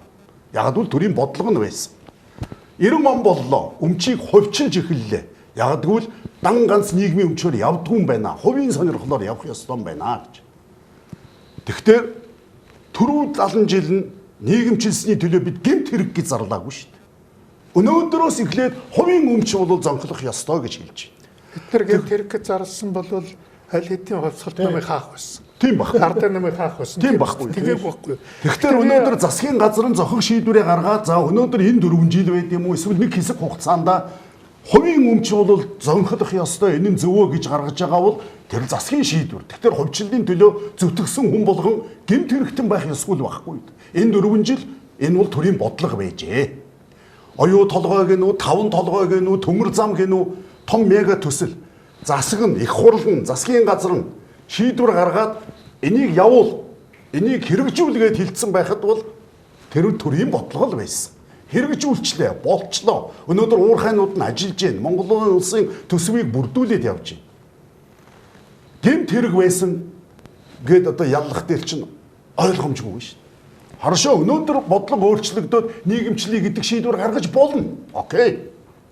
Хэрэг үнэхээр өнөөдрийн эрх баригчид нийгмийн өмчин чухлаа гэж үзэж байгаа бол одоо яалтай билээ дээ. Би дургу байж болно. Гэхдээ өмнө ажиллаж исэн хүмүүс нь гэмт хэрэг гэж яллагдах ёсгүй байхгүй. Тийм учраас өнөөдрийн бидний гол зорилго нь өрсөлдөгч улс төрийн өөр үзэлтэй хүмүүсийг гэмт хэрэгтэн болгож амын таглах гэж байгаа энэ явдал нь өөрөө дарангуйлал. Энэ нь өөрөө ардчлалын эсрэг, энэ хүний эрхийн эсрэг, ерөөсөө Монгол улсын ирээдүйн эсрэг чиглэсэн зөрчил юм аа. Энүүгээр бид туулсан 60-70 жилийн өмнө энийгээ битгий давтаач. Ийм учраас иргэн болгон сонор сэрэмжтэй байгаа чи хараач. Битгий М.Энхсайхныг, битгий Гамбол, битгий Батүл гэж тодорхой хүнийг хараад байгаа чи. Яг тэгвэл би өөрөө үзэл санааныхаа төлөө дэмжлэг авдагч найз нөхөд байна. Надтай бүр үзэн ядан миний эсрэгч явдаг хүн байна. Эний чинь зөвшөөрж шít. Эний чинь ардчлал гэдэг байхгүй юу да. Гагцхүү би өмчийг хувьчилсан ч, өмчийг нийгэмчилсэн ч би төр засгийнхаа бодлогын дагуу хуулийн хүрээд юм хийх ёстой байхгүй юу. Гэтэл манай өнөөдөр хуулийг сахиулах байгууллага маань өөрөө хуулиа зөрчиж хувь хүмүүстэй тооцоо хийгээд улс төрийн өрсөлдөгч байгууллагуудтайгаа хувь хүмүүстэйгээ байлдаад байна гэдэгт л бид бухимдаад яриад байгаа дээ шүү дээ. Тэрнээс биш хүн болгон гамбалтай сосор барамтай санал нийлэх албагүй шүү дээ. Зөрж болно. Би энэ гамбалтай хэлсэн дээр хэлэхэд бол Германы үндэс хуулиар гитлерээс болж хаширсан юм байна тэд нар.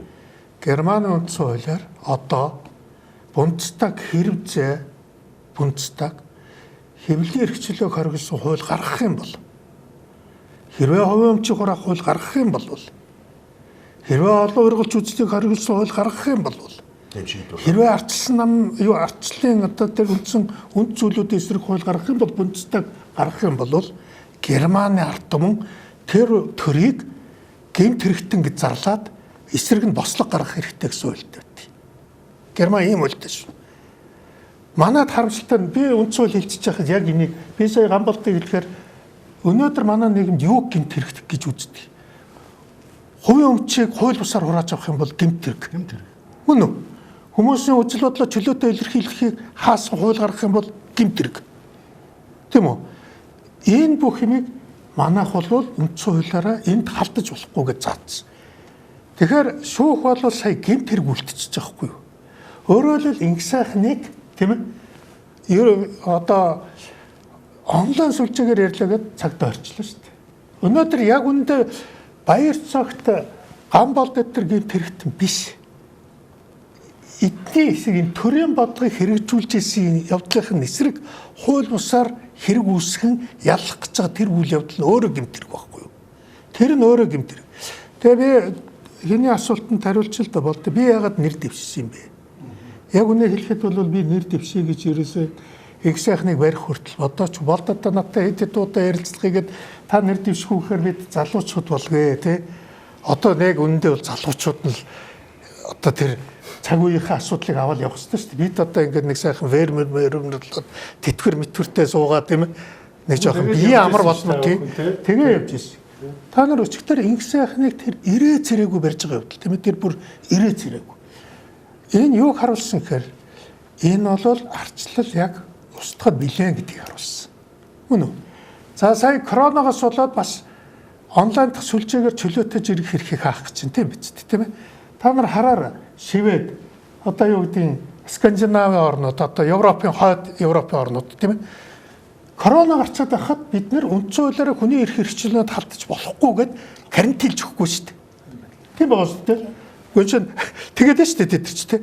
Корона гарчаад байхад карантинлах өгөхөр үгүй манай үндсэн хуулиар хориод бид нар корона гарсан ч гэсэн карантинлж болохгүй байна. Нөгөө зорчих эрхийг хааж болохгүй байна гэд өөрөөр хэлбэл тэр хүний эрх хэрэгчлэлд тийм гүнзгий суусан нийгмүүд байгаа байхгүй юу? Уг нь. Тэгэхээр тэр М.Энхсайхны одоо энэ их хурлаар ярьж байгаа тэр Жаданбагийн инквер одоо юу гэдэг Нямбаатарын ярьж байгаа зүйл одоо энэ М.Энхсайхныг барьж байгаа тэр чинь энэ бүхэн яг энэ сонгуульд зориулаад үг хэл хэрэгчлөөг хаах гэж байна. Гэхдээ бүр тултал нь хаах гэж байна. Онлайн ертөнцид хаах гэж байна. Өөрөөр хэлбэл энийг бид нар зөвшөөрөх юм болвол энэ тест болоо явчих واخгүй юу? Коронавигоос илүү аюул байна. Тэгвэл энийг зөвшөөрөөд явчих юм бол сонгуулийн дараа нэг нам үнэмлэхгүй ялчлаа. Тийм үү? Тэгээд зүгээр бүгдийг хаахт бол нийгэм зүгээр л ингээд алмаагаа суучих юм биш үү? Тийм шүү дээ. Энэ чинь тест яваад байгаа واخгүй юу? Ийм тестийг бид нар алхуулж болохгүй болчихгүй юу? Тэгээ М.Энхсайхан бол яг үндэ намайг одоо бас нэр дэвшээч одоо бидний тийм ээ гамбалда бид нарыг нэр дэвшээч. Манайр бол юу гэж хэлээд байсан гэхээр зэрэг үгүй одоо энэ бүх энэ төрийн бодлогыг гэмт хэрэг гэж зарлж байгаа явдал тийм ээ. Энэ арчилд урчиж байгаа аюулыг бид сонгогчдод очиж хэлье. Нөө нэр дэвшээд очиж хэлье бид тийм. Яг тэгвэл сонгуульд оролцох явдал нь бид нар ялахгүй биш. Бид нар ялахгүй асуудал яриад байгаа юм биш. Өөрөөр хэлбэл энэ арчилд аюул учирсныг хэлэх асуудал чухал байна. Яг тийм та нарын ялахгүй асуудал биш болчиход байна. Биш болчиход байгаа хгүй. Тэгэхээр М.Энхсайхны өөрөөр хэлбэл М.Энхсайхан бол тийм бодолтой байгаад байсан байхгүй юу? Өөрөөр хэлбэл нэр дэвшиж очиж өнөөдөр нийгэмд бий болоод байгаа энэ аюултай арчил 90 оны монголчуудын сонголтыг яг одоо устгах гэж шүү дээ. Байхгүй болох гэж шүү дээ. Энийг хэлье гэдсэн байхгүй юу? Тэгтэн яаж цагдаа орчлоо шүү дээ. Баяр цэгтэл дээр өнөөдөр одоо бие дааж нэр дэвших хэрэг нь ингээд М.Энхсайханд хэрэгч ямар ч болно. Та санаж байгаа 2012 онд улсын хурлд одоо сонгуульд нэр дэвших гэжээс Ананд Базар гишүүнийг яг сонгуулийн өмнөхөн хориод тэгээ хэдхэн хоног хойш саатуулаад сонгуульд одоо бүртгүүлэхтэр хугацааны өнгөрөнгөт нь тавиад явуулсан тийм үү. Дараад нь 2004 онд та бүхэн сайн санаж байгаа ням дорж сайд хууль зүйн сайд байсан танай намын дараагуугаар сонгуул ялахыг харнаа гэд юу болсон бэлээ тийм ээ. Гүн далайг онгоцны буудлын хориод тийм ээ бариад ийм айлгын сүрдүүлэх үйл ажиллагаа яваад байна л да. Төр оршин байгаа цагтаа хуулиар зөвшөөрөгдөг юу ч хийх хэрэггүй. Тэгтэл энд саяны баяр цогтын төрөүний ярьсан заалтан дээр байна гэж шүү дээ. Сая хэвлэл мэдээллийн хэрэгслэр ингэсэн бол гэсэн заалт ерөөсөө байхгүй. Тэгэхээр төрвөл гэмт хэрэг хийж байна. А нөгөө талаар хувь хүн хуулиар зөвшөөрөгдсөн болвол хэн нэгнийг хохироохгүйгээр юу ч хийх хэрэгтэй. Хориглогдоог бол юу ч хийж болно. Хуулиар одоо хориглогдоог болвол тийм. Тэгэхээр бид байгаа жишээ нь одоо арчилсан намаасаа нэр дэвшиж болох байсан уу? Магадгүй одоо болно л да. Гэхдээ та нар арчилсан намын өнөөдөр ахлах зөвлөх инк болд байгаа тийм ээ. Энэ инк бол чинь арчлалын яг нэг арга болчиход байгаа. дайсан болж байгаа. Энийг бид бүгд мэдж байгаа шүү дээ. Энэ үндэсний аюулгүй байдлыг шүүхээс хараад тусалгасан хэний ажил вэ? Тийм үү? Энэ хэвлэл мэдээллийн одоо хэрэгслүүдийн үг хэлэх хэрэгчлээнд халтаж эрүүгээр үүсгэх хөл хийсэн. Энэ бүгдийг чи хийсэн. Тэгээ өнөөдөр хараад энэ хүн арчилсан намын жинхэнэ даргуулчаа суугаад байна шүү дээ. Арчилсан намын жинхэнэ дарга. Та нар инкултын ярьж байгааг хараараа ингээд ярихаар уг нь энэ бол арчилсан намын даргач ярих хэрэггүй зүйлийг яриад байгаа шүү дээ. Тэгж ярих юм бол арчилсан намын даргач ярих хэрэггүй. Яг бол арчилсан намын дээд байгууллага нь үндэсний бодлогоор ярих хэрэгтэй зүйл байхгүй. Гэтэл нөгөө инкулт чинь цаанд юу гэж ярилцлага өгч яах гэж энийг нэр дэвшүүлнэ, энийг нэр дэвшүүлэхгүй. Энэ намтай нийлнэ, энэ намтай нийлэхгүй. Энэ чи эрдэнэт чи юм их хэмжээ байхгүй. Тэгээ би ойлгочихгүй. За энэ бол ерөөсөө тэгээд манай намыг арчлын эсрэг турхираад тэнд эзэн суудсан байж байгаа байхгүй. Тэгэхээр би үзэлцснээ тэгвэл энэ үнэтэй чинь. Тэгээ би намынхаа залуучуудад бол наад хүнээ зайлуулаач гэсэн. Гэтэл арчилсан намын залуучуудад нэг үнэхээр одоо харамсмаар юм байна. Нэг ийм юм байдаг байхгүй нөгөө байшин шатчихад ор дээрээ булаацалж идэг гэж. Тийм ээ? Нөгөө байшин шатчихад ор дээрээ булаацалж идэг гэдэг чинь арчлал шатчихад их хурлын гишүүнд нэр дэвших хэрэгэ булаацалтаас өөр улс төр алга шүү дээ тэнд чинь. Арчлан шатчих шүү дээ. Нэг гурван модны цаана байгаа ойгоо харахаа болчдөг гэдэг чинь. Тийм үгүй тэгээд тэр чинь тэгэхэд юу одоо эн чинь их хурлын гишүүнд нэр дэвших үгүй юу гэдэг асуудлыг чинь цаана нь Монголын арчил аврагдах үгүй юу гэдэг асуудал байгаа даа байхгүй юу. Тэгээ би харин ямар санда бас баяр цогт одоо ингээд би дааж нэр дэвшигчээд ихээр нөө тийм өөргөө Игсайхан байд одоо игсайхан хэлсэл зүв байж л дээ. Би өчигдөр игсайхан юм ярихад хараад лээ. Игсайхан хэлдэг яг зүв биш. Игсайхан гэсэн байхгүй. Арчлаа хамгаалахын тулд өнөөдөр тэр 50 тэмцлийн хэлбэр болох тэр сонгууль руу ночих хэрэгтэй гэдсэн байхгүй. За тэгээ бидний яриа одоо яг нөгөө сэдэв рүүгээ ороод ирлээ. Сонгууль руугаа. Тий. Баяр цогт та одоо ямар үзэл бодлын үднэс гэдэг юм уу энэ бие дааж нэр дэвшгээр болов. Гэхдээ одоо зүгээр юу гэж яринд их залуугасаа улс төрд ороод тэгээд бас тодорхой ажлуудыг хийгээд нөөцлөлтөнд оролцоод тодорхой хэмжээний өндөр албан шалгуудыг хашаад тий одоо хүний хэлдгээр бол нэг юм тодорхой амбиц хүсэл зориг нь бол ингээд гүйцэцэн гэх юм да. Тэгээд зүгээр миний хүсэл сонирхол юу гэдэг вэ гэхээр нэгэн талын маш ядуу орноос өндөр хөгжилтэй, дунд хөгжилтэй орон болыг гэвэл тухайн үеийнхаа нөгөө олон түмэн таалагдахгүй маш олон арга хэмжээ авч ижил энэ өөрчлөлт шинжилэлт авчирдаг. Тэгэхээр яг тэр өөрчлөлт шинжилтийг хийж байгаа хүмүүс бол яг тухайн үеийнхаа хүмүүс таалагддаг гэж байна. Тэгээд тэрний дараагийн үеийнх юм уу, тэрний дараагийн үеийнхэн энэ хүний хүчээр, энэ хүмүүсийн хүчээр улс орн маань ийм болсон шүү гэж ойлгодог. Тэгэхээр ингээд улс төрч хүн болгоны өмнө сонголт байгаа байхгүй. Би энэ үеийнхэндээ таалагдах уу? Эсвэл улс орныхоо хөгжил ирээдүйн төлөө өөрийнхөө нэр төр амьдрал юмаа золиослоод хэрэгтэй юм хийгээд муусан хэлүүлж ирсэн ч гэсэн дараа үеийнхэндээ хөгжил дэвшлэл авчрах уу гэдэг ийм сонголт байгаа. Тэгээд би бол болсон тийм сонголтны төлөө бол явах хэрэгтэй гэж өөрийгөө бодож байгаа. Өөрөөр хэлбэл одоо юу гэдгийг ядын чүрсэн ямгийн чидэлсэн.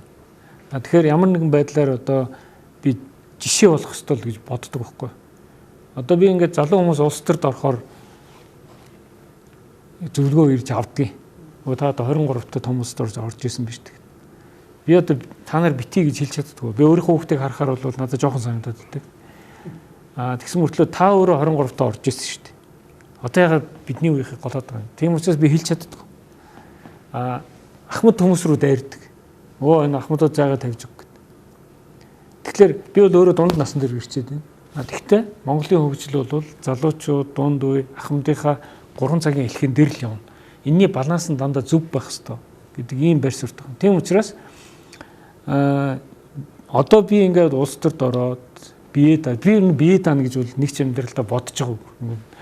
Анхнаасаа ингээд арчилсан үзэлтэй байсан. Тэгээ эннийхээ зарчмаар л одоо баруун үзэлтэй намын байр сууриас л оролцоод явна гэж бодож ирсэн. Тэгэхээр одооны байр суурь өөрөө юу вэ гэхээр хүмүүс дотроо яриад ингээд дотроо шивнээд гэсэн мөртөө илэрхийлж чадахгүй байгаа энэ зүйлүүдийг хилдэг хүмүүс нэг нэмэгдэх хэрэгтэй. Тэгжиж олон болох хэрэгтэй байхгүй. Хэрвээ бид нар ингээл нэгнийхээ ард ороод ах юм бол ард ордог хүн чинь ингээд алга болоод өгөхгүй. Тийм учраас бид нар бүгдээрээ гарч ийн бодиттой байгаа байдлаа яриад тухайн цаг үедээ муу сайнаар хэлүүлэх нь чухал биш. Эцсийн үр дүндээ хөгжил авчрах нь өөрөө чухал. Тэгээд би өмнө засгийн газруудад ажиллаж байхдаа ч хэлдэг ус. Хин нэгэн сайд ингээд аваад хийхэд ингээд хэцүү цутаагаад байгаа. Эсвэл хин нэгэн улсын их хурлын гишүүн аваад санаачлаад хийхэд нийт зүрд нь халтаа тийм хуулиуд ивэл надад өчгөө бид тэрийг аваад хий. Тэгэхдээ би тайлбарлая. Энэ одоо ингээд хэцүү ч гэсэн дараа нь үр дүнгээ ингэж авчирт юм а гэд. Ийм маягаар явах ёстой л гэж бодоод одоо нэрээ дэвшилхэн зүйтэй гэж ингэж үзэлтэй. Та түрүү 92 оны үед надад олон намууд санал тавьж байсан, олон хүн санал тавьж байсан гэж хэлсэн шүү дээ, тийм ээ. Тэгтэл яг өнөөдрийн цаг үеийг харахад одоо жишээ нь өнөөдрийн байдлаар хэд ардчилсан намын дэд дарга дэлгэрмаа бие дааж нэрээ дэвшээ гэж байна. Баасан хөө гишүүн өчигдөр ардчилсан намд орлоо. Та бие дааж нэр дэвшээс аргагүй төрлөө гэдээ ярьж байна, тийм үү? Өнөөдөр яг ардчилсан нам гэдэг ямыг та нар ямар нүдээр харж ин яг юу болцсон бэ нэ? Бүгдээрээ ардчилсан намыг мэддэг хүмүүс байна шүү дээ, тийм ээ. Яагаад зарим нь зугтаж ин ямар хүмүүс ирж ин хэн явж байна? Одоо би бол яг одоо ингээд ямар нэгэн байдлаар дүгнэлт хийхэд бол айгу хөндлөнгийн дүгнэлт болчихсон. Яг тэгвэл 17 онд би үндэсний бодлогын хороонд яг Сэлэнг аймгаас сонгогдоод хамгийн өндөр оноогоор нэгт ороод ирсэн. Тэгэл намайг тэрийг төдөлжүүлэл тэгэл намаас хөөцсөн баг. Тэрнээс нааш бол намын үйл ажиллагаанд үндсэндээ 3 жил оролцоогүй. Харамсалтай юм юу вэ гэхээр зарчмын байр суурьнаас л ухарч болохгүй. Би бол нэг хитгэн зүйл, маш цөөхөн зүйл. Хүний эрх, хувийн өмч. Тэгээд чөлөө сонгол. Хувь шүүхийн өмнө иргэн болгон тэгш байх хэрэгтэй. Ийм хитгэн зарчмыг л хамгаалдаг намууд байх хэрэгтэй байхгүй. Тэгэхгүй одоо бидний хүсэл ингээд сонгогдохын тулд яаж юм гэхээр нэг нь нийгмийн халамж амлдаг. Дараагийнх нь давуулж амлдаг. Дараагийнх нь давуулж амлдаг. Ийм систем рүү явсаар байгаад маанд бол үжил бодлын нам гэдэг намууд бол үндсэндээ байхгүй болчихлоо шүү дээ. Одоо бүгдийг ингээд спектрээр шүүх юм бол бүгд зүүнний нам болчихдог. Зүүнний намуудын уралдаан бол өөрөө авчихгүй гэхээр маш богино хугацаанд тухайн улсыг дампууруулдаг юм биш. Энэ сонгодог жишээ нь дэлхий дээр Аргентин баггүй. 50-ад оны Аргентин тий. Одоо Don't cry for me Argentina гэдэг одоо Эво Франы тухай дуу байгаа шүү дээ. Жүжигч байгаа бүх юм баг. Гэхдээ үнэхээр өндөр хөгжлөөрөө гайхагдчихсэн тэр улсыг тийм болгочихсон. Тэгсэн ч гэсэн тэрийг дэмждэг хүмүүс одоо байдаг. Тэгтээ тэрнээс гарч чадахгүй шүү дээ. Тэр улс Венесуэл өнөөдрийн Венесуэл дэлхийн одоо нефтийн нөөцөөр маш том тоглогч байсан. Маш чинэлэг Латин Америк улс байсан. Үндсэндээ 30 жилийн дотор л энэ улсыг бол хамгийн их дөрвөгчтэй, хамгийн их ядуурл давжсан ийм улс болгож шít. Чилийг бас тийм болгосон Луис Карвала.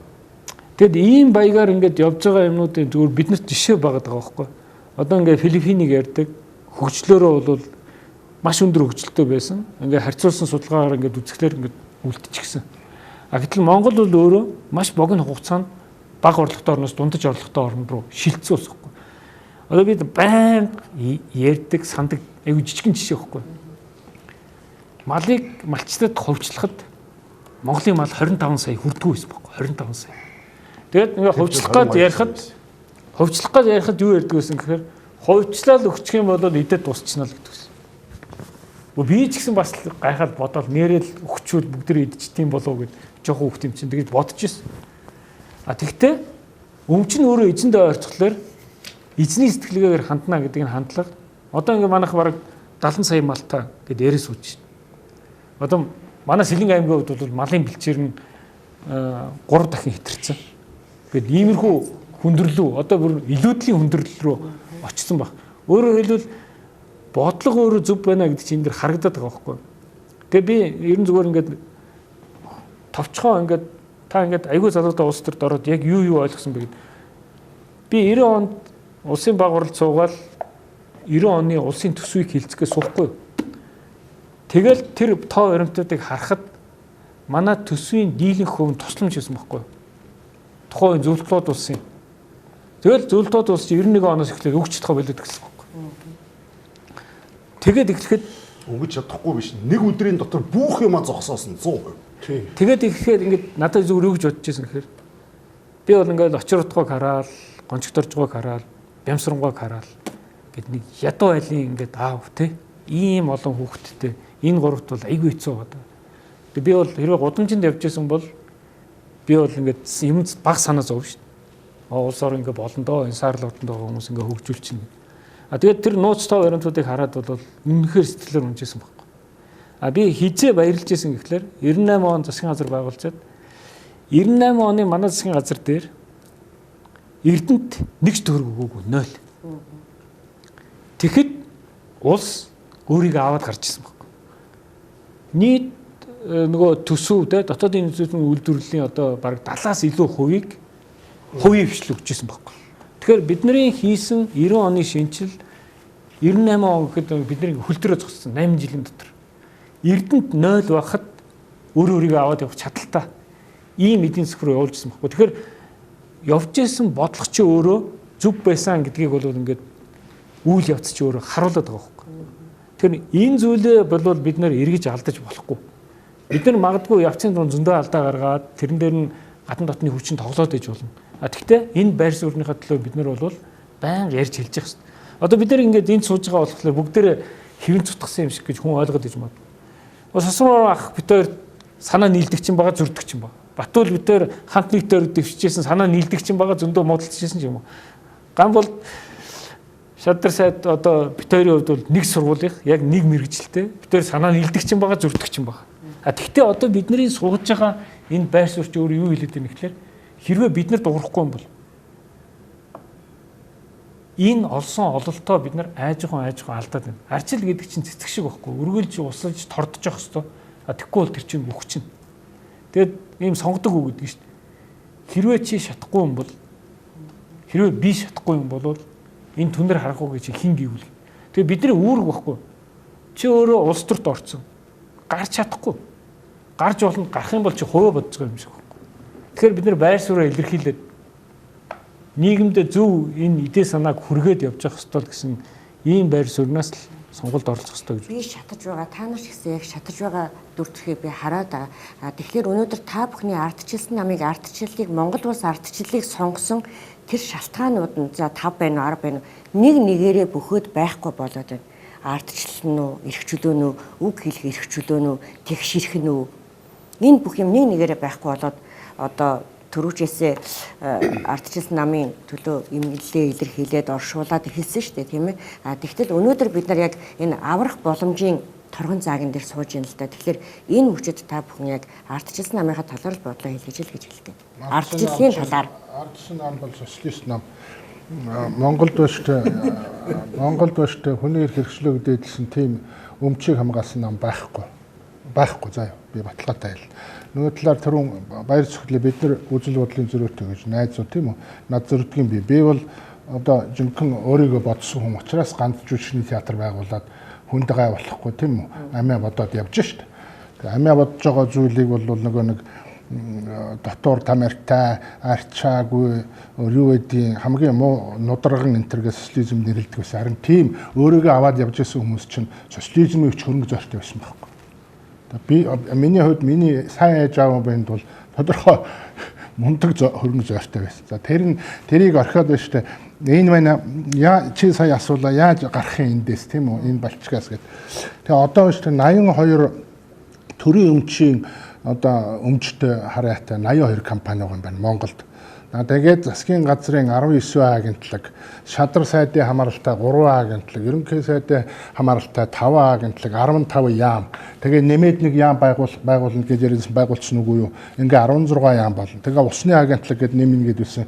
Ингээд нэмээд төр өөрөө ингээд өсөд байгаа байхгүй юу? Тэгээд данкаагаа. Тэгээд тагнуул ерөнхий газрын байшингаа хар, татвар ерөнхий газрын байшингаа хар. Цагдаагийн ерөнхий газрын барьсан байшингаа хар. Тийм үү? Хэний хөрөнгөөр хууль зүйн яамны байшин хэний хөрөнгөөр босдгийг татвар төлөгчдийн мөнгөөр. Тэгээд эднэрийн одоо тэр нэг баялаг маялгын янз яадаг. Тэгэхээр би энэ сонгууль 20 оны сонгуульд бол сонгогчд л хандаж юм хэлэх гээд байгаа. Хувьзяга хүн өөрөө л авч явна. тийм үү?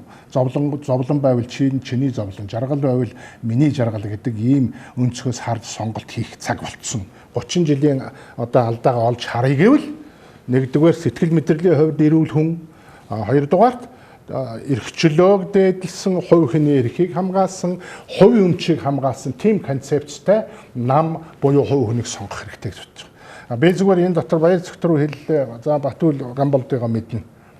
Хэрвээ М.Энхсайхан сонгогдвол мэдв. Энэ хэд бол сая хэлсэн концепцоор явах тийм болцоотой хүмүүс. Би тэгж бодож байгаа. Зүгээр эн чинь юм биш дээ. Одоо нэг толгойнууд, оюу толгой, таван толгой гэл энэ дээрээс булаа цалдаал тэрний одоо асуудлыг хэрэгжүүлсэн хүмүүсийн шорон оронд дуудаад байна шүү дээ. Тэр ийм таван толгойнуудыг базж байгаа нэг таван толгой байгаа. Тэрний үг бол одоо социализм, коммунизм, фашизм, национализм, расизм гэдэг арьс өнгөөр ялгуурлан гадуурх гэдэг л дээ. Манайд бол одоо албан тушаал машаал юу гэдгийг баян ядуугаар ялгуурлан гадуурхдаг арай хаалгатай юм. Тэгээ тэр арай хаалгатай гэдэг нь юу гэхээр зэрэг төрд шургалж төрөөс одоо тусгай онцгой ирэх эдэлж одоо татварлагчдын мөнгөөр бизнес хийдэг ийм компаниуч би. Тэгээ энэнийг даслан зогсоох зоригтой концепттай. Тэгээд энэ сая хэлсэн таван толгой ч шүү. Золиос төлөөс золиос шийддэг ийм одоо хамтч үзлийн хуучны социализмын үзлийн баг юургаал эргэж хургаад авахгүй. Тэгэхээр би юу ч хэлэх гээд байна гэвэл төрөүний хэлдэг энэ нээлттэй манайх бол одоо бид нар яриад байт юм а. Нээлттэй гэсэн хэрэг нээлттэй ил тод байж чаддаггүй. Рационал байж чаддаггүй. Дандаа ангаар рационал, дандаа прагматик хандлагатай. Ийм хүмүүс улс төр шургалчаад байгаа байхгүй. Тэгээ манай энэ нөхдүүд бол туршигдаад, туршлагатай гэж бол бид нарыг хэлж чадахгүй. Туршигдаад. Тийм үү? Би бол туршлагатай хүн байхгүй гэж бас хорвоод 98-ийнхаа өмнө туршигдана, өвчний өмнө би туршигдана, тийм үү? Тэгэхээр энэ ингэж туршигдсан хүмүүсээр зөв голдрол руугаа алахгүй бол болохгүй. Одоо жинхэнэ ёс зүйтэй хүнийг өөрийн ажиллах боломжид нь гай болдгүй, хүн өөрийнхөө өмчийг арвижуулаад явахад нь садаа болдгүй, өөрөөр хэлбэл төр оролцодгүй, зохицуулдгүй, төлөвлөдгүй, хянддаггүй, удирддаггүй тийм одоо боломжийг бий болгосон концепттай улс төрчид буюу улс төрийн нам хэрэгтэй байна. Энэ сонгуульд. Тэгэхээр 20 онд бол сонгогчд өнөө нэг 20 мянган төгрөг биш. Ирээд уулз тийж байгаа нөхөрсөн сурмгаа та манай тарих тэгж байгаа нэгдүгээр та эрүүл мэнд зүгээр үсэтгсэн мэддэг зүгээр биз. Тэр бичгээ үзүүлнэ үү та тэгдэг эргэлтээ болох хэрэгтэй байхгүй. Улс төрчдийг өөрчлөгдөж мангартчихсэн дор бол сонгогчдыг өөрчлөх нь хамаагүй илүү. Миний энд нөхдөөгөө суугаад байгаа чинь сонгогчдоо тарихныхаа утааг арилгачаа. Хэнийг сонгож байгаа олоод харчих. Чи миний төлөө миний өмнөөс төрж сууж байгаа. Би төрж сууж байгаа байхгүй юу? Чи намайг төлөөд сууж байгаа нөхөр. Миний өмчийг чи татварыг хэдэн хувиар буулгах юм. Нөөтийг хэдэн хувиар буулгах одоо тэд байгаа гэдэг юм барьж суудаг тийм сонгогчтой болох хэрэгтэй л дээ. Тийм ээ? Тэгэхээр ингээд нэг ийм хар дарсан зүүчиг юм чинь хар маасаас болж байгаа шүү би шулуухан хэл. Алийн болго ийм хар маас байх юм Монголын ард түмэн 3 сая хэдүүлэх нэ гэж байна. Өөрийнхөө төлөө тэмцэх хэрэгтэй. Өөрийнхөө төлөө өөрийгөө бодож амьдрах хэрэгтэй. Тийм биз? Чи зовлон хурааж байгаа бол чиний зовлон. Чи жаргаж байгаа чиний жаргал, жаргалаа өөрөө бадрана гэдэг хүн болгон тийм бодолтой байж байж сая одоо Монголын төр эрүүлж байна. Монголын төрийг эрүүлжүүлэхийн тулд эрхчлөөг дээдлсэн, хувийн эрхийг хамгаалсан, хувийн эмчийг тэр чигт нь багцлж хамгаалж гисэн тийм л юм. Улс төр эдийн засаг хоёр хол зайтай, саахалтаас хол зайтай байх хэрэгтэй байхгүй. Тэгээ улс төр эдийн засаг хоёр гутгалдаад холимог эдийн засагтай ингээ холион бантан болоод байгаа байхгүй. Хэн ерөнхийлөгч болохоос үл хамааран, хэн ерөнхий сайд болохоос үл хамааран энэ энрүүл чиглэсэн тийм концепцуудаа Батүл минь гаргах болтугай. Ард түмэндээ хайртай гэдээ яваад байвал ингээл дуусаа. Тийм ээ? Ард түмнийг өөрт нь хайртай байлгах юм гээд хийх хэрэгтэй байхгүй. Чи өөртөө хайртай. Боломж чи би өнгөе. 17 дугаар 100-д 14 дугаар Луи гэж Францын хааны үед тэр Голбер гэж тэр Францын хааны одоо бие төлөөлөгч хөө тэр туслах нь юм да. Одоогийн тамгын газрын дарга зүй юм уу тий. Тэр өрхөн хүн очоод паприкетай уулзаад төр доо яаж оролцох вэ та нарт? Хууль яаж зохицуулах вэ гэсэн чинь Лежандр гэж паприкийн хүн хэлсэн байдаг байхгүй. Зүгээр л биднийг зөнд нь орхи. Бид нар ажиллаа хий. Дэлхий өөрөө иргэдэг юм а гэж. Тийм үү? Тэгэхээр ийм голдрол руу орох концепттэй л байвал гэсэн. Одоо би даавал манай баяр цогт өвөл хоёр би даа дэвшигч юм шиг ингээд сасар уран бас миний нэг юм хөдлөгчлөө. Сая сүүлийн хэдхэн жилийн дотор үнэхээр манай төрд яаж данхайж байна. Одоо энэ дандаа төрийн мэдлийн байшингууд яаж томорж байгааг харуулж байна. Гэтэл дэлхийд эдийн засгаараа, юмныхаа чанараараа, нэр төрөөрөө, ёсоороо, заншлаараа гайхуулж байгаа улс бол Япон. Хэдэн зуун жилийн туршид Японы засгийн газрын мэдлийн яам тамгын газруудын бүрэлдэхүүний дотор нэг ч барилга байшин нэмэгдээгүй. Энэ бол нэг юм хэлээд шүү дээ. Яг гэвэл хийдэг ажил нь тодорхой. Төр данхайдаггүй байхгүй. Тийм учраас Япон өнөөдөр Япон байд. Би тухайлбал Япон юм.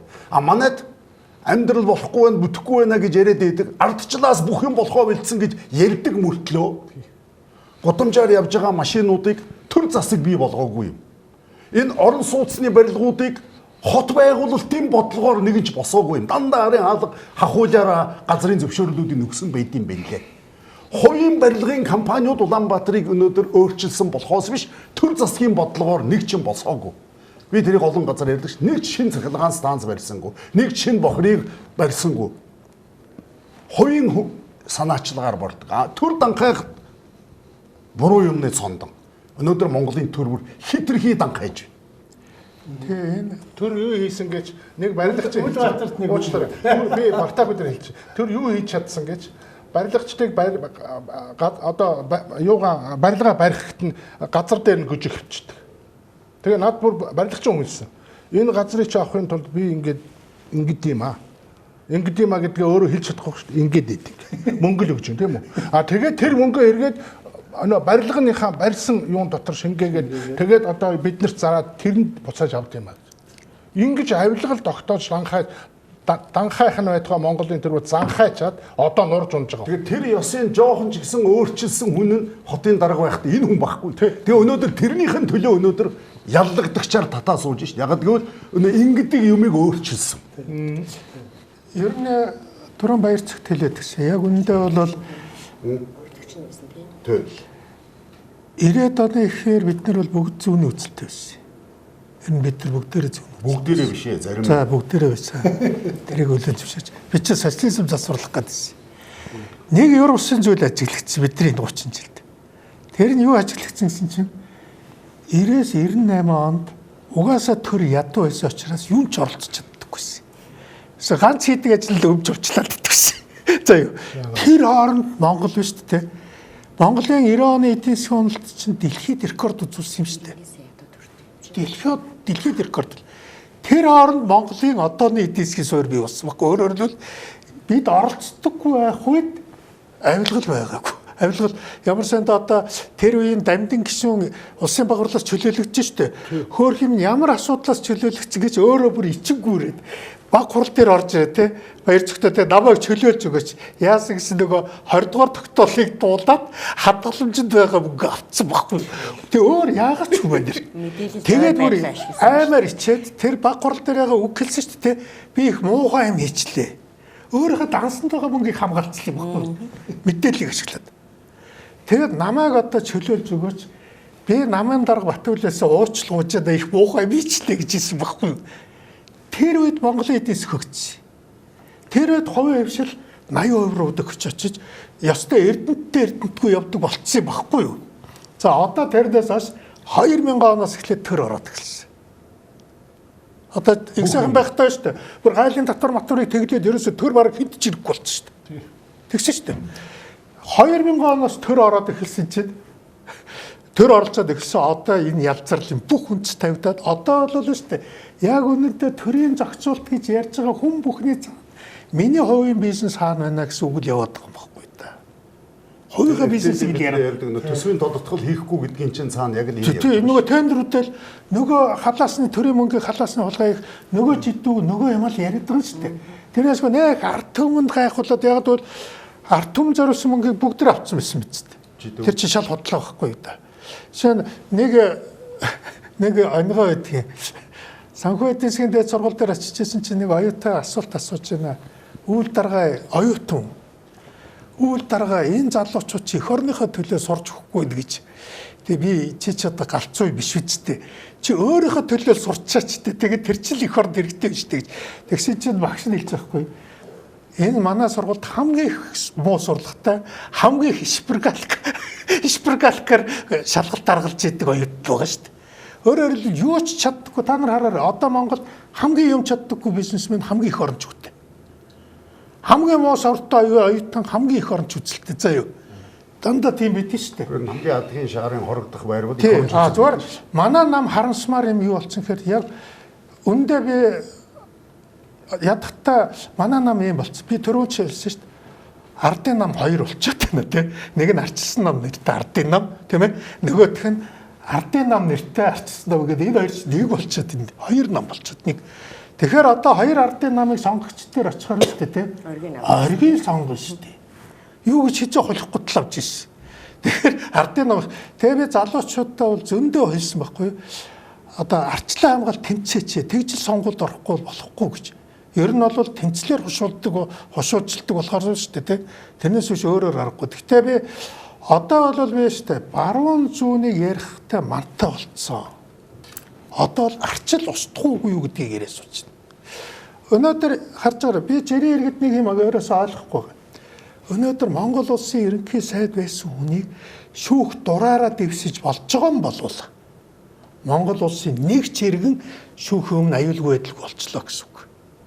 Чи Монгол улсын том улс төрийн лидер те ерөнхий сайд байсан хүнийг тийм үү хуйлгүйгээр хорж болтгийм болвол жирийн иргэнд бол энэ шүүх энийг хэрвээ энэ цаашдаа энэ амжилтанд хүрэх юм бол шүүх бол амар тогшорно. Занал хийлүүлсэн. Гэхдээ энийг хараад сууж байгаа их хурлын мануу хайнууд одоо юу вэ? Үгүй хараа энэ чинь шүү дээ. Шүүх өөрөө ингээд энэ түүхэнд болдог.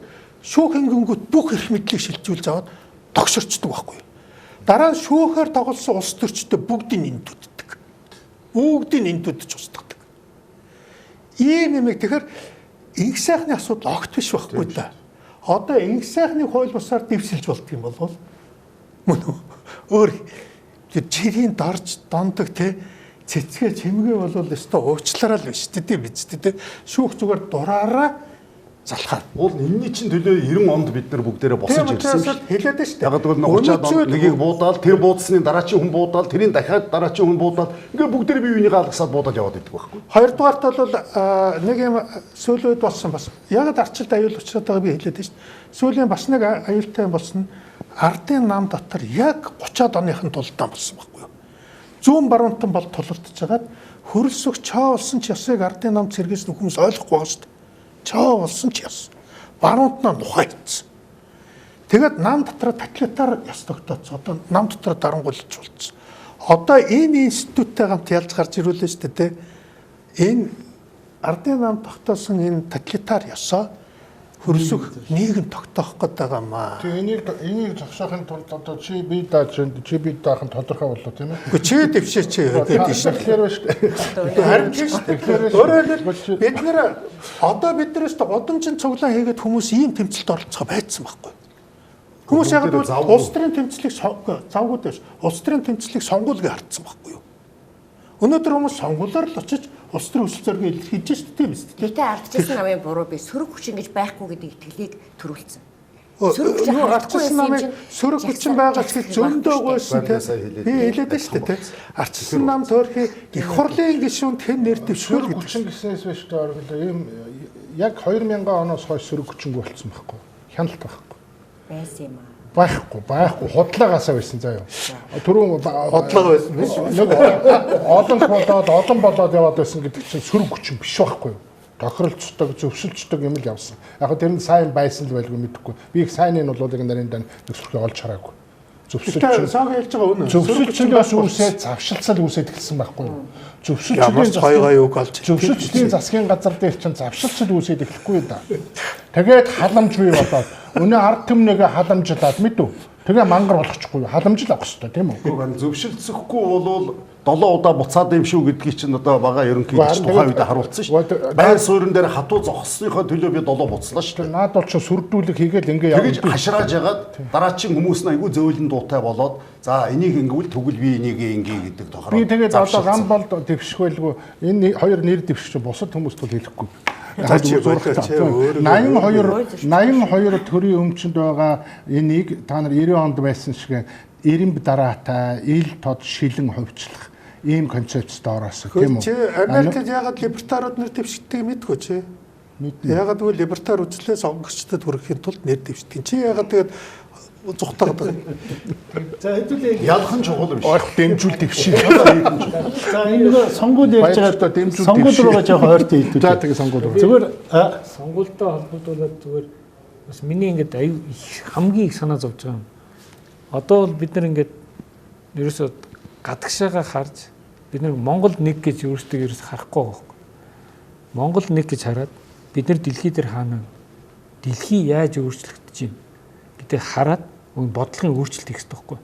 Надад тэр л дутагтаад байна гэж харагдаад байна. Би 16 оны сонгуулийн дараа бол Америкт сурсан. Тэгээд миний зүгээр яг тарих руу ингээд хамгийн түрүүн орсон юм бол за бид нар 84 онд интернет хөгжөхөд интернетийн айгүй муу хэрэглэгчл айгүй хоцрогдсон улс байсан учраас муу хэрэглэгчл. Одоо интернетийн хувьсгалч өөрөө блокчейн дээр суурлаад бүхэлдээ энэ технологийн маш том хувьсгал явах гэдэг шүү дээ. Одоо big data тэгээд artificial intelligence тэг хэмэл оюун ухаан гэдэг. Энэ бол ингээд ерөөсөө төр засгийн бодлогыг дэглэмийг танилцахгүй болтны өөрчлөх гэдэг байгаа байхгүй. Энэ бол маш богино хугацаанд явна. Одоо ирэх 10-20 жилийн дотор. Дээрээс нь энэ коронавирусаас болоод дэлхийн худалдаа бие биентэйгээ харьцдаг харьцаа бүхэлдээ өөрчлөгдөн. Ингээд Монгол улс өөрөө хаана вэ? Ингээд энэ хоёр өөрчлөлт чинь зэрэг явах гэдэг байгаа байхгүй. Тэгэхээр ийм зэрэг явж байгаа өөрчлөлтөн дотор монголчууд нэг болоод бид нар нэлээд дунджаас дээш орлоготой энэ улсын түвшинд очиод интернетийн болон энэ одоо IT-ийн гэж ярьдаг те мэдээллийн технологийн энэ урсгал дээр тоглогч болох ёстой. Өөрийнхөө оролцоот. Яг гэвэл зах зээл нь яг манай хажууд байгаа. Ийм бодлого гаргахгүй. Одоо манай ингээд бүх зовлон, бүх энерги бид нар юунд зараад байна гэхээр хоорондоо тэмцэлтэл хамаг энерги бараад байгаа байхгүй. Уг нь одоо бид нар ингээд өөрсдөө нэг те ойдлогоо хийсэн зөв буруу, таван толгоо хийсэн зөв буруу, гэр хорооллоо хот болгох гэсэн зөв буруу гэж маргалж байгаа оронд бол энэ бүх энерги потенциалаа Монгол улс энэ том хөгжил дэвшилд яаж оролцох вэ гэдгээр бол бүх хүчийг төвлөрүүлж явах хэрэгтэй байхгүй. Дэлхийн тоглогчийн хэмжээнд бодох хэрэгтэй байхгүй. Би бол юу гэж боддог вэ гэхээр уул уурхаан энэ бүх баялаг бол манай гарааны мөнгөний л нөхцөл.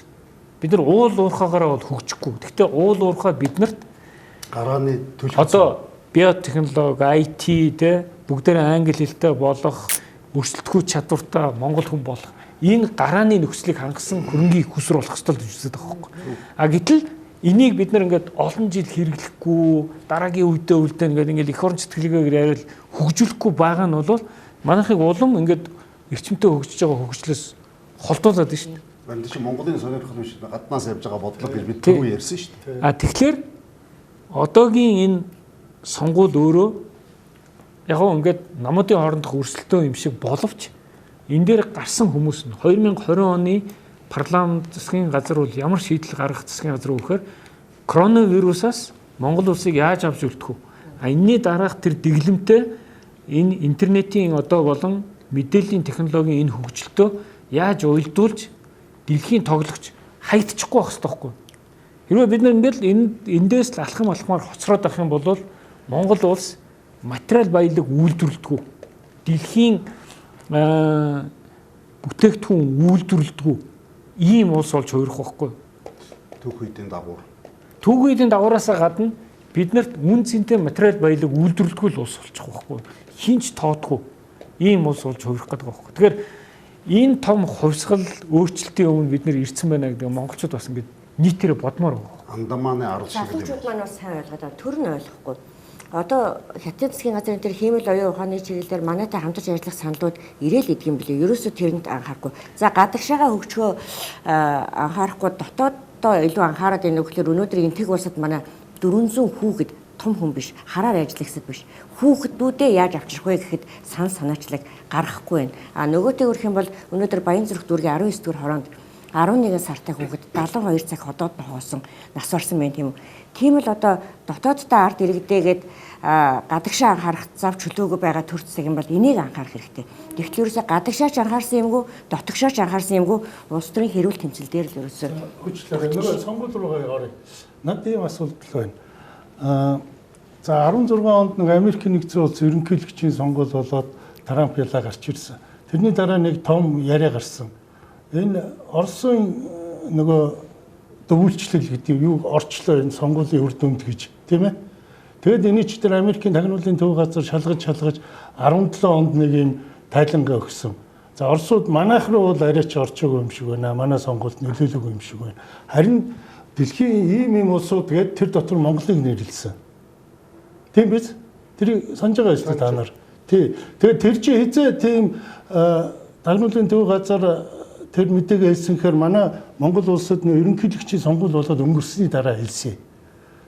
Тэгэхээр тэрний өмнө бид нэр 16 онд их хурлынхаа сонгуулийг хийцээс 17 онд ерөнхийлөгчийнхээ сонгуулийг хийцсэн байсан. Тэгэхээр тэр тагнуулын төв газар гэдэг чинь зүгээр мань үтнийг тэр сонгуулийн дэвнд оролцсон байлаа гэж зүгээр нэг хэлдэггүй байлгүй дээ. Тэгэхээр энэ одоо энэ ямар маягаар энэ Оросууд хэрвээ оролцсон болвол манай энэ хоёр сонгуульд ямар таамаг байна та бүхэнд? За яг эхлээд нэг ерөнхий юм ярьчээ зарчим. Их сонирхолтой асуудал. Монгол улсад тагнуулын төв газар гэж бий юу? Байдаг. Гэхдээ наад зах нь нэр нь вэж тэр байгууллагын байшин хаяг нь харалт тагнуулын төв газар гэж байгаа биз? Байшин байгаа. Дотор нь хэдэн хүн байгаа. Дарга байгаа, цэрэг байгаа, ажилтнууд байгаа, агентууд байгаа. Америкийн тагнуулын төв газар гэж бий юу? Оросд тагнуулын алба гэж бий юу? Хятадд бий юу? Ер нь тагнуулын албагүй гэж улс байд юм байхгүй. Ялгаа нь юу вэ гэхээр том гүрний бодлого, цар хүрээ, нөлөөний чадал. Явуулах бодлого, нөгөө тал нь сөрөг тагнуул гэж байдаг бол илрүүлэх бодлого. Тэгэхээр нэгэнтэй л улс юм бол тагнуултай л байх хэвээр. Тагнуулын үйл ажиллагааны цар хүрээнд нь юу ордё? Ордоггүй юм гэж байдаггүй юм. Коронавигаас ихсүүлээд технологи, дайсан, цэрэг, хорлон сүйтгэх, шин мэдээ бүх юм байдаг. Байхгүй юм гэж байдаггүй. Нэгэнтээ ийм хоёр том гүрний дунд байгаа юм бол энэ улс ямар нэгэн үйл ажиллагаа явуулах нь тодорхой юу? Тодорхой. Хятадч, Оросч. Бид бол ийм юм байхгүй, арайчтэй гэж нэг юм гайхсан нүд гаргаад суугаад байх албагүй шүү дээ. Тэгэхээр явуулна, нөлөөлнө, аль болохоор дуулууртай хөрш байлгахын төлөө хоёулаа явуулна. Энэ тухай бид бол дөрвчийн нэвтрүүлгэн дээр хангалттай ярьсан шүү дээ. Гагцхүү үйл ажиллагаа маш их олон төрлөөрөө явуулдаг. Эхний удаадаа технологийн хувьд тэр хар хайрцагын дотор нь байд юм уугүй юм уу, тоолдог юмд нь оролцсон уугүй юу гэдгийг бид нотолж чадаагүй болохоос биш. Магадгүй би энэн дээр яг явуулсан эсвэл яг явуулаагүй гэж би хэлж мэдэхгүй байна. Яг бол би энэ мэрэгжлийн хүн нь биш. Харин хүний оюун санаанд нөлөөлөх киногоор, сэтгүүлээр, ухуулгаар, сошиалоор, хүмүүсийн амд амьдсан үнэн худлын бүүмэд цуурхлуудаар, хүний тархийг угаах бүх төрлийн аргуудаар энэ ойлгомжтой шүү дээ. Тэгэхээр өнөөдөр бэхжиж чадаагүй, бие даасан сэтгэлгээгээ хөгжүүлээгүй нялх хүүхэд шиг 30 жил ардчлаараа бие даасан төрийн туршлагаа хоримтлуулж ядаж яваа юм улсад тех тусмаа нөлөөлж чадна. Бүр нөлөөлөхөөр барахгүй нөлөөлж байна. Сүүлийн үед одоо киногоор гарч байгаа, телевизээр юм уу бусад дэлгэцээр гарч байгаа кинонуудыгаа хар. Энэ кино ч нөөрөө тойруулаад хүний тархийг угаах бүх юмнууд явуулж байна. Киногийн хорих биш, агуулгын яриад нь шүү дээ. Тэгэхээр ард түмнийга Мао Цзэдун чинь тухайн үед цагаан цаасаа дээр нь юу бичгийг бид мэднэ гэдэгтэй адилхан манай ард түмэн цагаан цаас байж болохгүй. Тийм учраас бид өнөөдөр хам гимиг мэддэг цорын ганц хүмүүстэй биш. Өөрийнхөө бодол санааг бас нэг туулсан энэ 20-30 жилийнхаа туршлагыг хуваалцааж сонор сэрэмжтэй байгаа чи ардчлал хохирох гээд байна. Ардчлагаас гадна энэ сонгуулиар дамжуулж Монгол улсын бие даасан тусгаар тогтол маань байхгүй болох гээд байна зарим утгаараа. Ялангуяа эдийн засгийн. Хэдэн онд үлээ Путин ерөнхийлөгч өөрийн биеэр ирсэн шүү дээ. Гэхдээ тэрний тухай бид ярьсан шүү дээ. Гэхдээ атомын бодлогоосоо бид нар татгалцсан дахид тэрнээс хойш ярихгүй болчихсон шүү дээ. Яг нь өөр шалтгаан байхгүй байхгүй. Үгүй тэгээд хамгийн гол нь гамбалтай хэлж байгаа дээр одоо жишээ нь ингээд тагнуулын төв газрын дарга мөн үү гэрэлгээд юм биш. За яг өөрөө бас одоо Москвад бэлтгэгдсэн. Тэгээ Монголын тагнуулын төв газрын дарга. Хамгийн гол харамсалтай нь одоо шин гадныхаа анхааруулаад байгаа байхгүй юу? Та нарын одоо энэ онлайнаар чинь нөлөөлөд байна. Сонгуульд чинь нөлөөлж байна те. За сонгуулиас гадна бол одоо энэ онлайнаар энэ олон тороолууд, энэ олон юм чинь шүү дээ. Гадна талаас одоо бараг 80% нь байгаа шүү дээ. Тийм гэсэн. Гадна талаас 80% нь байгаа шүү дээ. Энэ нийгмийн санаа бодлогыг ингээд манай интернет орон цагаар удирдах байгаа байхгүй. Гэтэл манай тагнуулын газар зүүн одоо тэр гадна талаас орж иж байгаа тийм ээ Монголын ашиг сонирхлын төлөө янз бүрийн фейк мэдээ тарааж байгаа тэр имийг тагнаа судлаа зарлаад ард иргэдэд анхааруулахын оронд мөн үү тэрийг анхааруулахын оронд манай тагнуулын газар.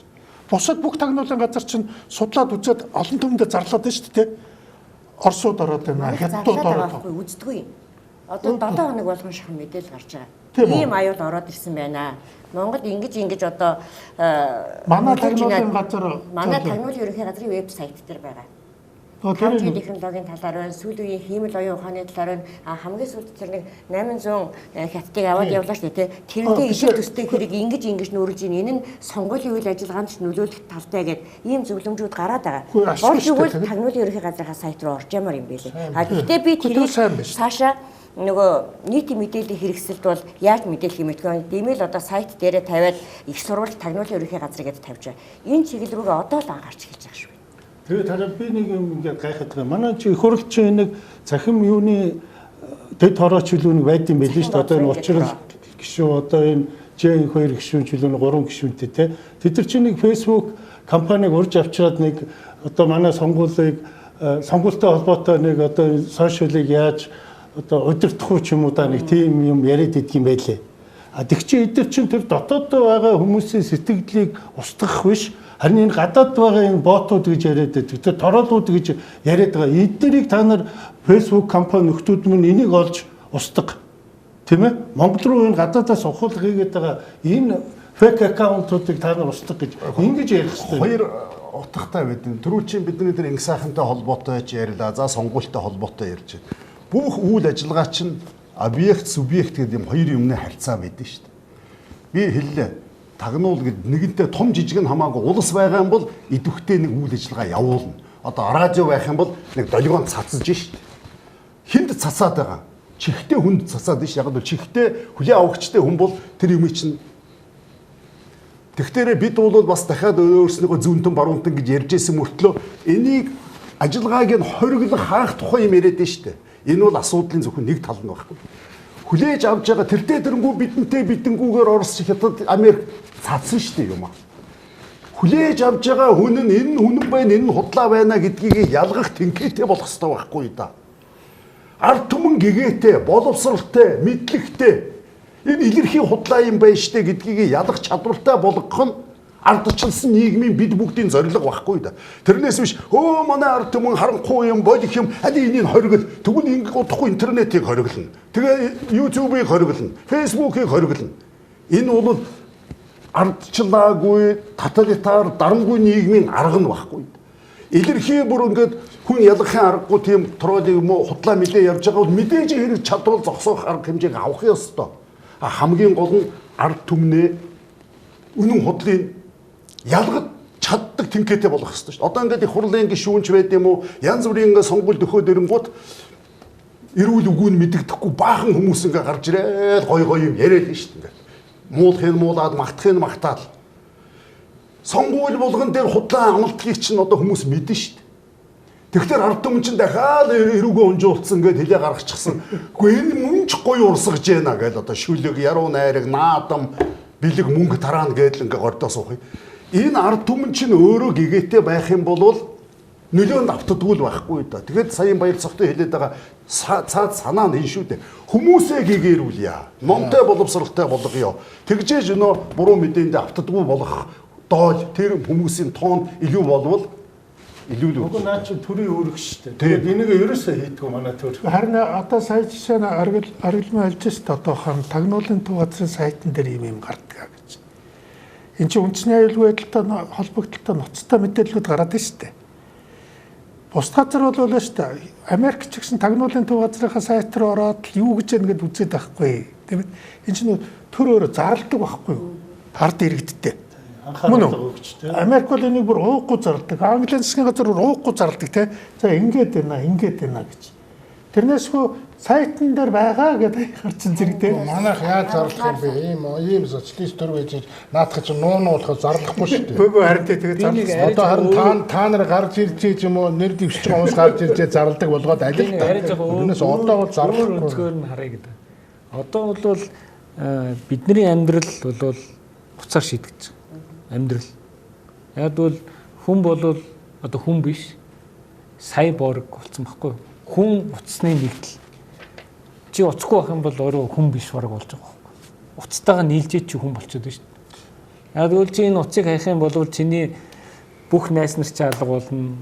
Банк руугаа орж чадхаа болно, хүнтэй холбогдож чадхаа болно, өөрийгөө байсгаж чадхаа болно бүх цагаараа мэдхээ болно, цагаа мэдхээ болно тий. Одоо ингээд ингэсэр бод бид нэг ингээд уцнаасаа шууд хараат болсон. Одоо энэ сонгуулиуд аливаа шийдвэрүүд бүгдээрээ энэ смарт уцаар шийдэгдэнэ. А тэгтэл миний түрүүний санаа зовоод яриад байгаа юм чинь тэр байхгүй. Одоо ингээд дэлхий дээр 5G-г хэн ойлгох вэ гэдэг тэмцэл явагдаж шүү дээ. Одоо тэгэл Хувийг одоо гэдэг Америк болон Америкийн одоо талын тий цэргийн одоо холбоотой улсууд бүгдэн дээр нь хоригдж шít. Тэгэл одоо англи өөрөө зөвшөөрнө гэл ингээл үзэлцэл тий. Тэгээ энтэй холбогдуулаад яг үндэ бол технологийн төвшөнд хамгийн өндөр төвшөнд хүрсэн хоёр улс дэлхийг хоёр хуваагаад үзэж байгаа байхгүй. Тэгэхээр ийм байдлаар ингээд цаашаа явах юм бол энэ гар утас одоо бидний хэсэг болсон гар утас чинь биднэрт байгаа бүх мэдээллийг энэний одоо энэ ингээд хардвер гэж байгаа юм заяа. Тэгээд софтверийг бид нар маш олон компани софтвер ашиглаж байгаа байхгүй. Одоо хамгийн том датаг хэн зөвлөж байна? Google зөвлөж байгаа байхгүй. Android утсан дээр байгаа бүх датаг Google зөвлөв. iOS дээр байгаа датаг бүгдийг Apple зөвлөв. Тэгээд дараа нь яах вэ? Бид нар WeChat хэрэглэх юм бол бүх датагийн Tencent гэдэг одоо хятадын компани зөвлөл. Дараа нь бид нар QQ Music ч юм уу одоо эдрийг суулгах Tencent зөвлөлж байна. Alibaba-гаар дамжих юм бол бүх датагийн Alibaba зөвлөлж байна. За дараа нь бид нар Viber ашиглана. Viber дээр байгаа бүх мэдээг зөвлөлнө. Signal ашиглана. Signal-ийн бүх мэдээг зөвлөлнө. Telegram-ийн бүх мэдээг зөвлөлнө. Facebook, WeChat, Facebook дангаараа 3-4 аппликейшнтэй байхгүй одоо WhatsApp ч гэдэг юм уу те. Тэгээ нөө залуучуудын дуртай аппликейшнуудыг бол бүгдийг авч. Тэрнгээр бүх дата цуглагдаад байгаа байхгүй. Тэгээ сүүлдээ яах вэ гэхээр зохиомл одоо хиймэл оюун ухаан ажиллаад эхлэнгууд тэр хүнийг тэр датагаар чинь тодорхойлоод эхэлж байгаа байхгүй. Тэгээд сүүлдээ энэнгээр уцаар өгж байгаа дамжуулж өгж байгаа мэдээлэлээр таныг удирддаг болох байхгүй. Тэр эн чинь бол бодит одоо нэг ойрын 10-15 жилийн дотор бодит болох гэдэг байгаа байхгүй. Тэгэхээр ийм нөхцөл Монгол улс өөрөө хаана байх юм бэ гэдэг бодлого бид нар гаргах хэрэгтэй байхгүй.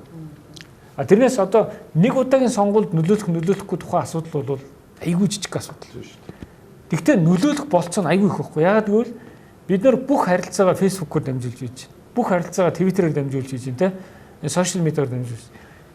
Бид нар бол ингээ бие биенээсээ нуугаад юм уу эсвэл амар үнэгүй хямдхан байгаагаа бариад ашиглаад байна шүү дээ. Бидний энэ датанууд бүгд нөгөө газар цуглагдж байгаа байхгүй. Энэ аппликейшнуудыг ашиглах болгон зөвшөөрөл асууж байгаа. Таны энэ датаг цуглуулж болох юм уу болохгүй юм уу? Болно гэж өгöd байгаа шүү дээ. Бид нар үнэгүй байгаа учраас. Тэгэхээр эн чинь бол бид нар маш хэмжээнийхээ датаг өгж байгаа байхгүй. Ийм кодлогдсон аюулгүй байдлаа алдаад өгöd байгаа. Код өгöd нь шүү дээ. Зүгээр мэдээ сан тэмцээс суглаа. Дэлхийн нийтээр бол ингээ big data гэдэг маш хэмжээний дата цуглуулаад. Тэгээ сүүлдээ юу болох вэ гэхээр одоо хин их цэрэг зэвсэгтэй, хин их аримтай, тэг хин их баялагтай бус улсуудаа ноёлдог байх юм бол одоо хин их хамгийн их мэдээлэлтэй бус улсуудаа ноёлдог, хамгийн их материал баялаг үйлдвэрлэдэг ийм улсууд болох байхгүй. Тэгэхээр ийм маягаар энэ дэлхий чинь хөгжиж байна. энд бид нар хаана авах юм бэ гэд монголчууд бодох хэрэгтэй байхгүй. Ингэж ярьж байгаа хүмүүс нь цөөхөн байна. Би бол тийм учраас энэ бодол санааг төр засгийн бодлогын хэмжээнд капиталыг шахан зайлуулад бай. Одоо манай төрийн бодлого тийм биш. Тэгэхээр гадны хөрөнгийг л зайлуул. Явуулах бодлого биднэрт хэрэгтэй байхгүй. Энийг бид нар яаж ухаалгаар ашиглах ёстой юм? Яаж өөрсдөө хамгаалах ёстой юм? Ийм давхар бодлого бол. Гэтэл дэлхийн хамгийн том одоо мэдээллийн технологийн бааз чинь хятад болж хувирлаа шүү дээ.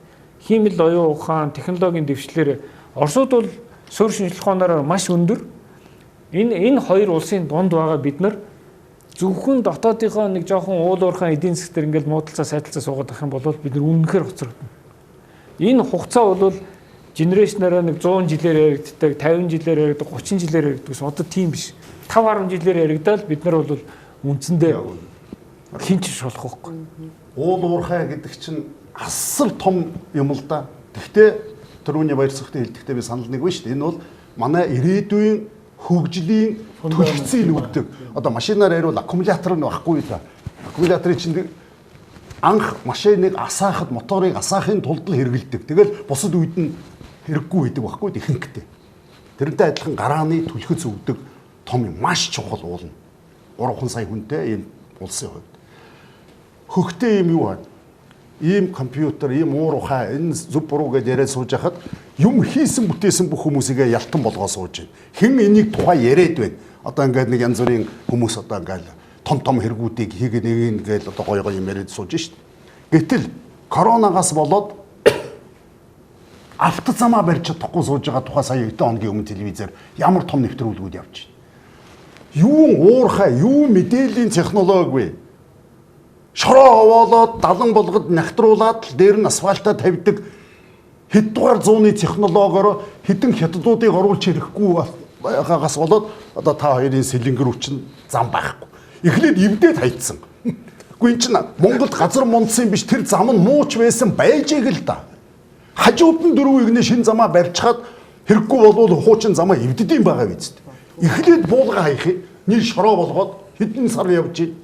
Ард түмэн нь ингээд ийм л байх ёстой юм гэж сууж шít. Ийм ард түмэн яг тэгвэл засаг төрөөсөө энэ зам тээврийн яамнасаа шийдвэр гаргаж байгаа их хурлаасаа юм тавьж чаддаггүй. Тэгээд өнөөдөр коронавинд дахиад 5 сар болох юм бол яах юм? Хятадуудыг оруулж ирэхгүйгээд ингээд шороогоороо ишээ хэдэн жил явах юм уу? Бүх энэ замын ажлууд зогссон. Яг тэгвэл нэг хэдэн зуун хэдтийг оруулж ирэхгүй бол байхгүй байна гэж яриад сууж шít манай яам. Тэр баяр цагтын хэлдгээр бол яг бас баяр цагт нэг их чухал сэдв сөхөж авсан дээр нэг юм бас бодогчлалтай хэлжмээр байгаа. Энэ ардчсан хүчний энэ лидерүүдийг одоо бас нэг юмар яллаад байгаа шүү. Маш хүчтэй үзэл суртал яваад байгаа. Эдгээр бол барууны гар хөл болсон улсуудаа гэдэг. Тийм байгаас барууны Америкийн одоо барууны гар хөл болсон улсууд гэдэг. Тийм либерализмыг ойлгоогүй тэрлүү дайраад эхэлсэн. Тийм. За ер нь ингээд дайраад байгаа тийм. Би бол энийг яаж нөхөр биднийг онлайн колоничлал хийх гэж байгаа шүү. Аюул бол. Өөрөөр хэлбэл бид нэр удахгүй YouTube юу гэдгийг нөгөө нэг барууны юунууд хэрэглэх биш үзэж чадахгүй тийм. Тэгээ тэрийг хаагаад тийм үү? Дандаа нөгөө хятадын эсвэл Оросын зөвхөн энэ дотор амьдрах болох гэдэг. Мөн яг бол тэгхгүй бол сая нөгөө дарангуул тогтоох санаархал ер нь Путинизмыг ч юм уу одоо энэ нэг барууны эсрэг манад одоо санаа бодлыг оруулж ирэх гэж оролцсон чинь яагаад бүтлгүүтэд нөхөр монголчууд бүгд Google хэрэгэлдэг, YouTube хэрэгэлдэг те бүгд нөгөө Facebook хэрэгэлдэг, Twitter хэрэгэлдэг бодохгүй дэлхийн бүтээгдэхүүн. Өөрөөр хэлбэл нөгөө задгай ертөнцийн нээлттэй нийгмүүдийн онлайнд байгаад шүү дээ бид нар харьяалагдаад шүү дээ. Тэгээд яг үүндээ нэг юм их бүтлгүүтэхгүй юу? Одоо тийм санаархалтай байсан улсууд нураад эхэлсэн байхгүй. Тэр чинь яг нурсан гол шалтгааныг та нар харж байгаа үстэй те онлайн нураалаа шүү дээ. Одоо тэр их олон санаархлыг чинь онлайнаар нургаа ажиллаа шүү дээ. Тийм байна те. Хэрвээ бид нар YouTube үзэж чадхаа болоод Google үзэж чадхаа болоод яг хэрэгжилж чадхаа Twitter байхгүй болох юм бол тийм үү? Хоёр орсынхаа онлайн ертөнцид л амьдран. За тэр үед Монголыг хэн засаглах вэ гэдэг чиг тодорхой болно. Тийм учраас баяр цагт их чухал асуудал тавиад байгаа байхгүй юу? Одоо ийм болох гэж байна. Ийм өөрөөр хэлбэл онлайн колоничлууд явах гэж байна. Яг хаана бид нар байх юм бэ? гэдэг шүү дээ. Онлайнаар хинтэйгээ нэлтийг харьцуулах. Тийм учраас онлайныг эрхэмлэн хамгаалахын тулд одоо энэ нэг коронавирусээр итер явж байгаа шин тестүүд ч үү. Дандаа тест явуулдаг шин. За ингээд манай нэвтрүүлгийн цаг өндөрлж байна. Бид өнөөдөр их өр бүтээлтэй хэлэлцүүлэг хийсэн байхаа гэж бодож байна. Ингээд дараагийн дугаараар та бүхэнтэй уулзах ерөөл дэвшүүлье. Сайхан амраарай. Та одоо ингээд чи 8 цаг өнгөрцөн. Гялс одоо 3 цагийн дотор очиж юмаа бүрдүүлээд юунтай өгөөрэй. Мөрийн хөтөлбөрөө. Мөрийн хөтөлбөрөө тий ихэнх нь бичсэн байлгүй байна. Данхар тэрийг яад нураах вэ гэдэг мөрийн хөтөлбөрөө. Үзэгчтэй манай өнөөдрийн хэлэлцүүлгийн нэвтрүүлэг үгээр өндөрлж байна. Дараагийн дугаараар уулзтраа түр баяртай.